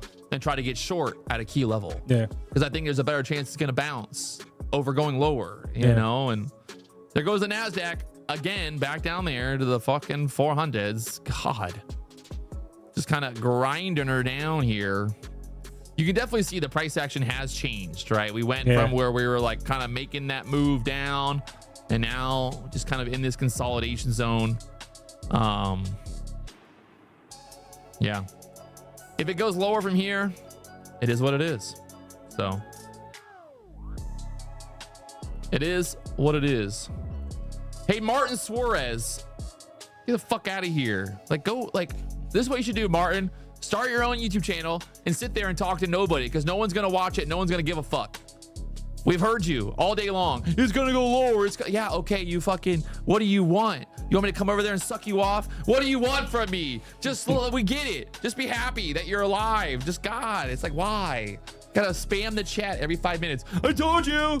But look, it's like, where did it go? It went down 5 points. Relax, bro. Relax. That's my favorite. Chat gets so excited. They're like, I told you it was going to be a short. I'm like, guys, it went down 10 points. Like, let's all relax a little bit.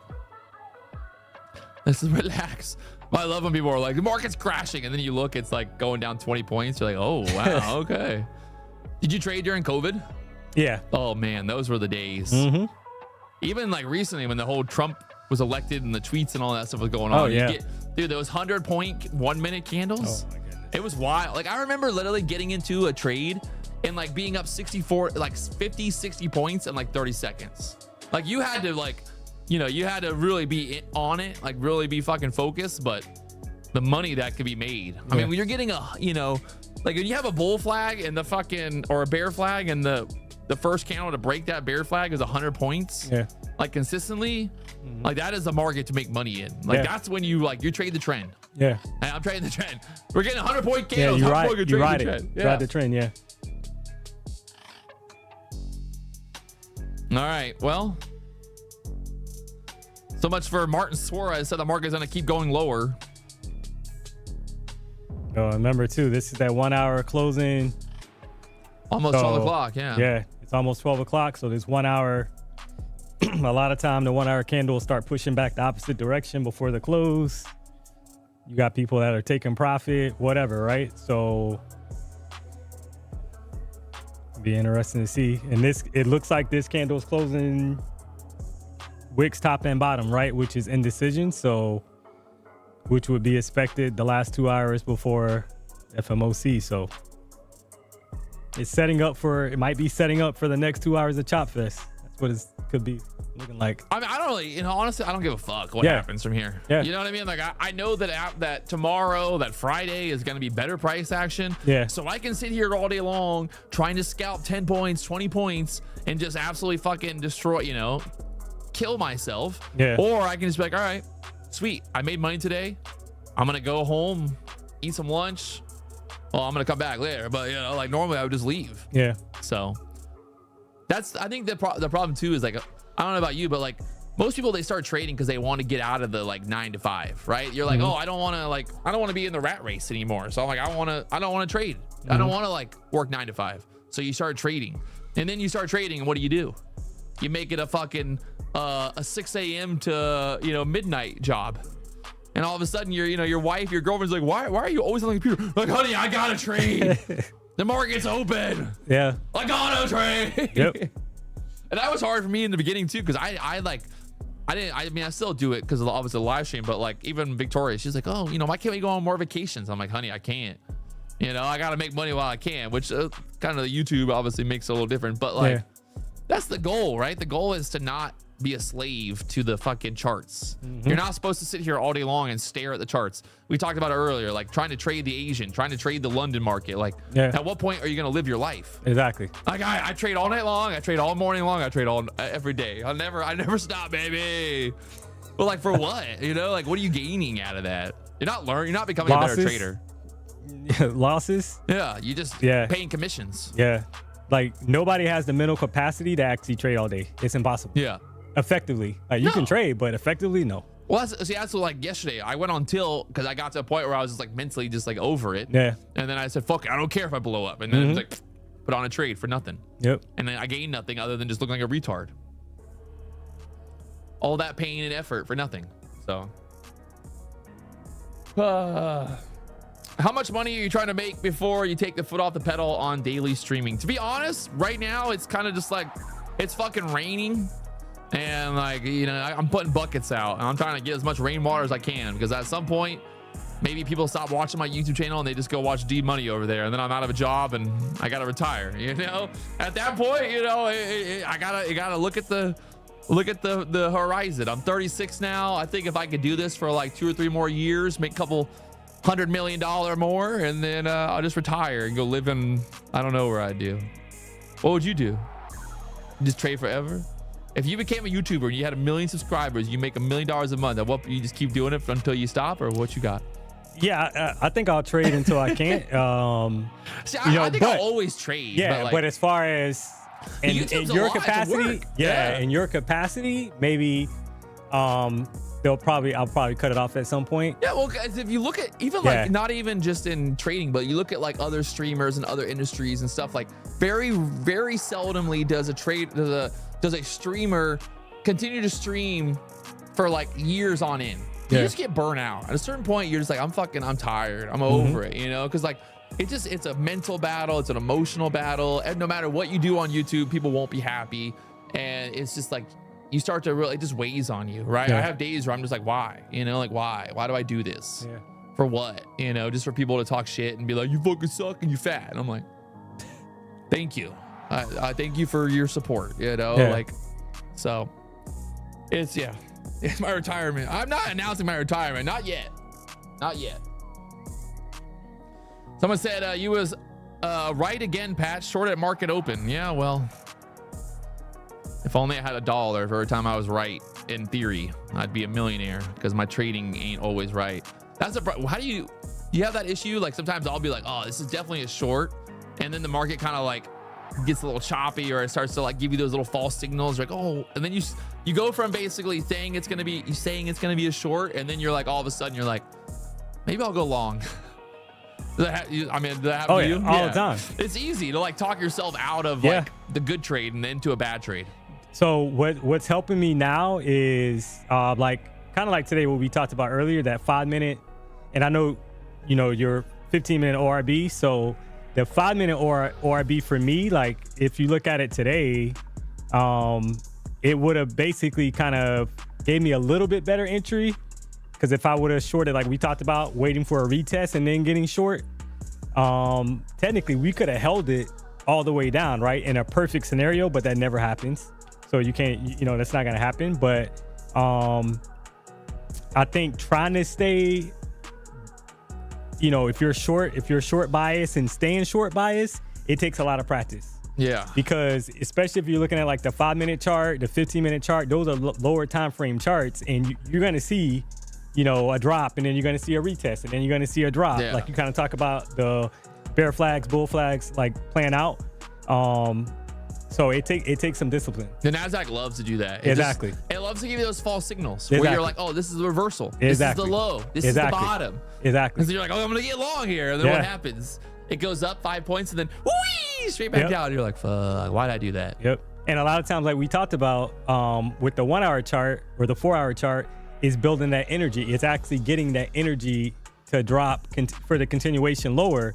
It's gonna have to go up. So it's gonna build that, you know, those fake outs, you know, to basically suck people in, and then it's going to continue to move. So, you know, I think the higher time frame helps me. Like, it's been helping me a lot more. And I'll be honest, like, I've just recently made that switch to where I'm starting to look more, because like I said, I've gotten burned in the past, and I'm like, what is going on here? So when I go back and back test, surely the higher time frame is where, you know, that reversal or that wick being built out is what's been stopping me out. So it was a fix that I put into place. I like it. Well, it's been a pleasure having you here today. Thanks I hope again. The chat enjoyed it as well. I know some fucking morons were in there, but it is what it is. As always, right? That's always gonna be. Can't fix stupid. Can't fix stupid. It's like you sit here and you look at it, you're like, oh, it's gonna go down, right? The market's gonna go down, and then it's like, oh god, it's so hard to walk away sometimes. Like, I hate it. It's like a weird feeling, because you're like, you know that you should walk away. You know you're supposed to walk away. You know that it's like, this is the moment that I'm supposed to walk away. But you look at it, and the more you look at it, you're like, well, maybe I'll try one more trade. And you try a short right here, then it rips up 20 points, and then you go on tilt, and you blow up your account. Yeah. So there it is. We'll be back. I'll be back later on at 1:45 for the FOMC meeting. Be trading, seeing if we can't make some money after that. I mean, maybe it goes lower. I just don't think it's a very high probability setup here. You know, it goes lower, whatever. I think there'll be a lot better setups later on. Let this chop around, let this consolidate where it's at, and then we'll come back later and hit it again. So big thank you to D Money coming through here. He got his YouTube channel down there. Maybe we'll get him back here sooner than later. And yeah, appreciate it. Big thank you guys for tuning in for another day, another dollar live at the BDH. I still feel like I'm looking real orange right here. Look at my shoes over there, chat. Look at my shoes. I'm gonna leave my shoes up there. Ooh, look at them. Will you just look at them? Look at them. Whenever I have a red day, I just look at my shoes and I go, it could be worse. I could be poor and not have a pair of $20,000 shoes. So no matter how red my day is, I just look over there and look at that pair of shoes. I'm like, yep, see, all is well. All is well. All is well. Talk to you guys later on. Peace to to the Middle East. Look at that. I even got the orange fucking band on. Something about being orange. I'm the orange man. Trump's orange too, so we're all orange right here. Talk to y'all later on. Peace of the Middle East.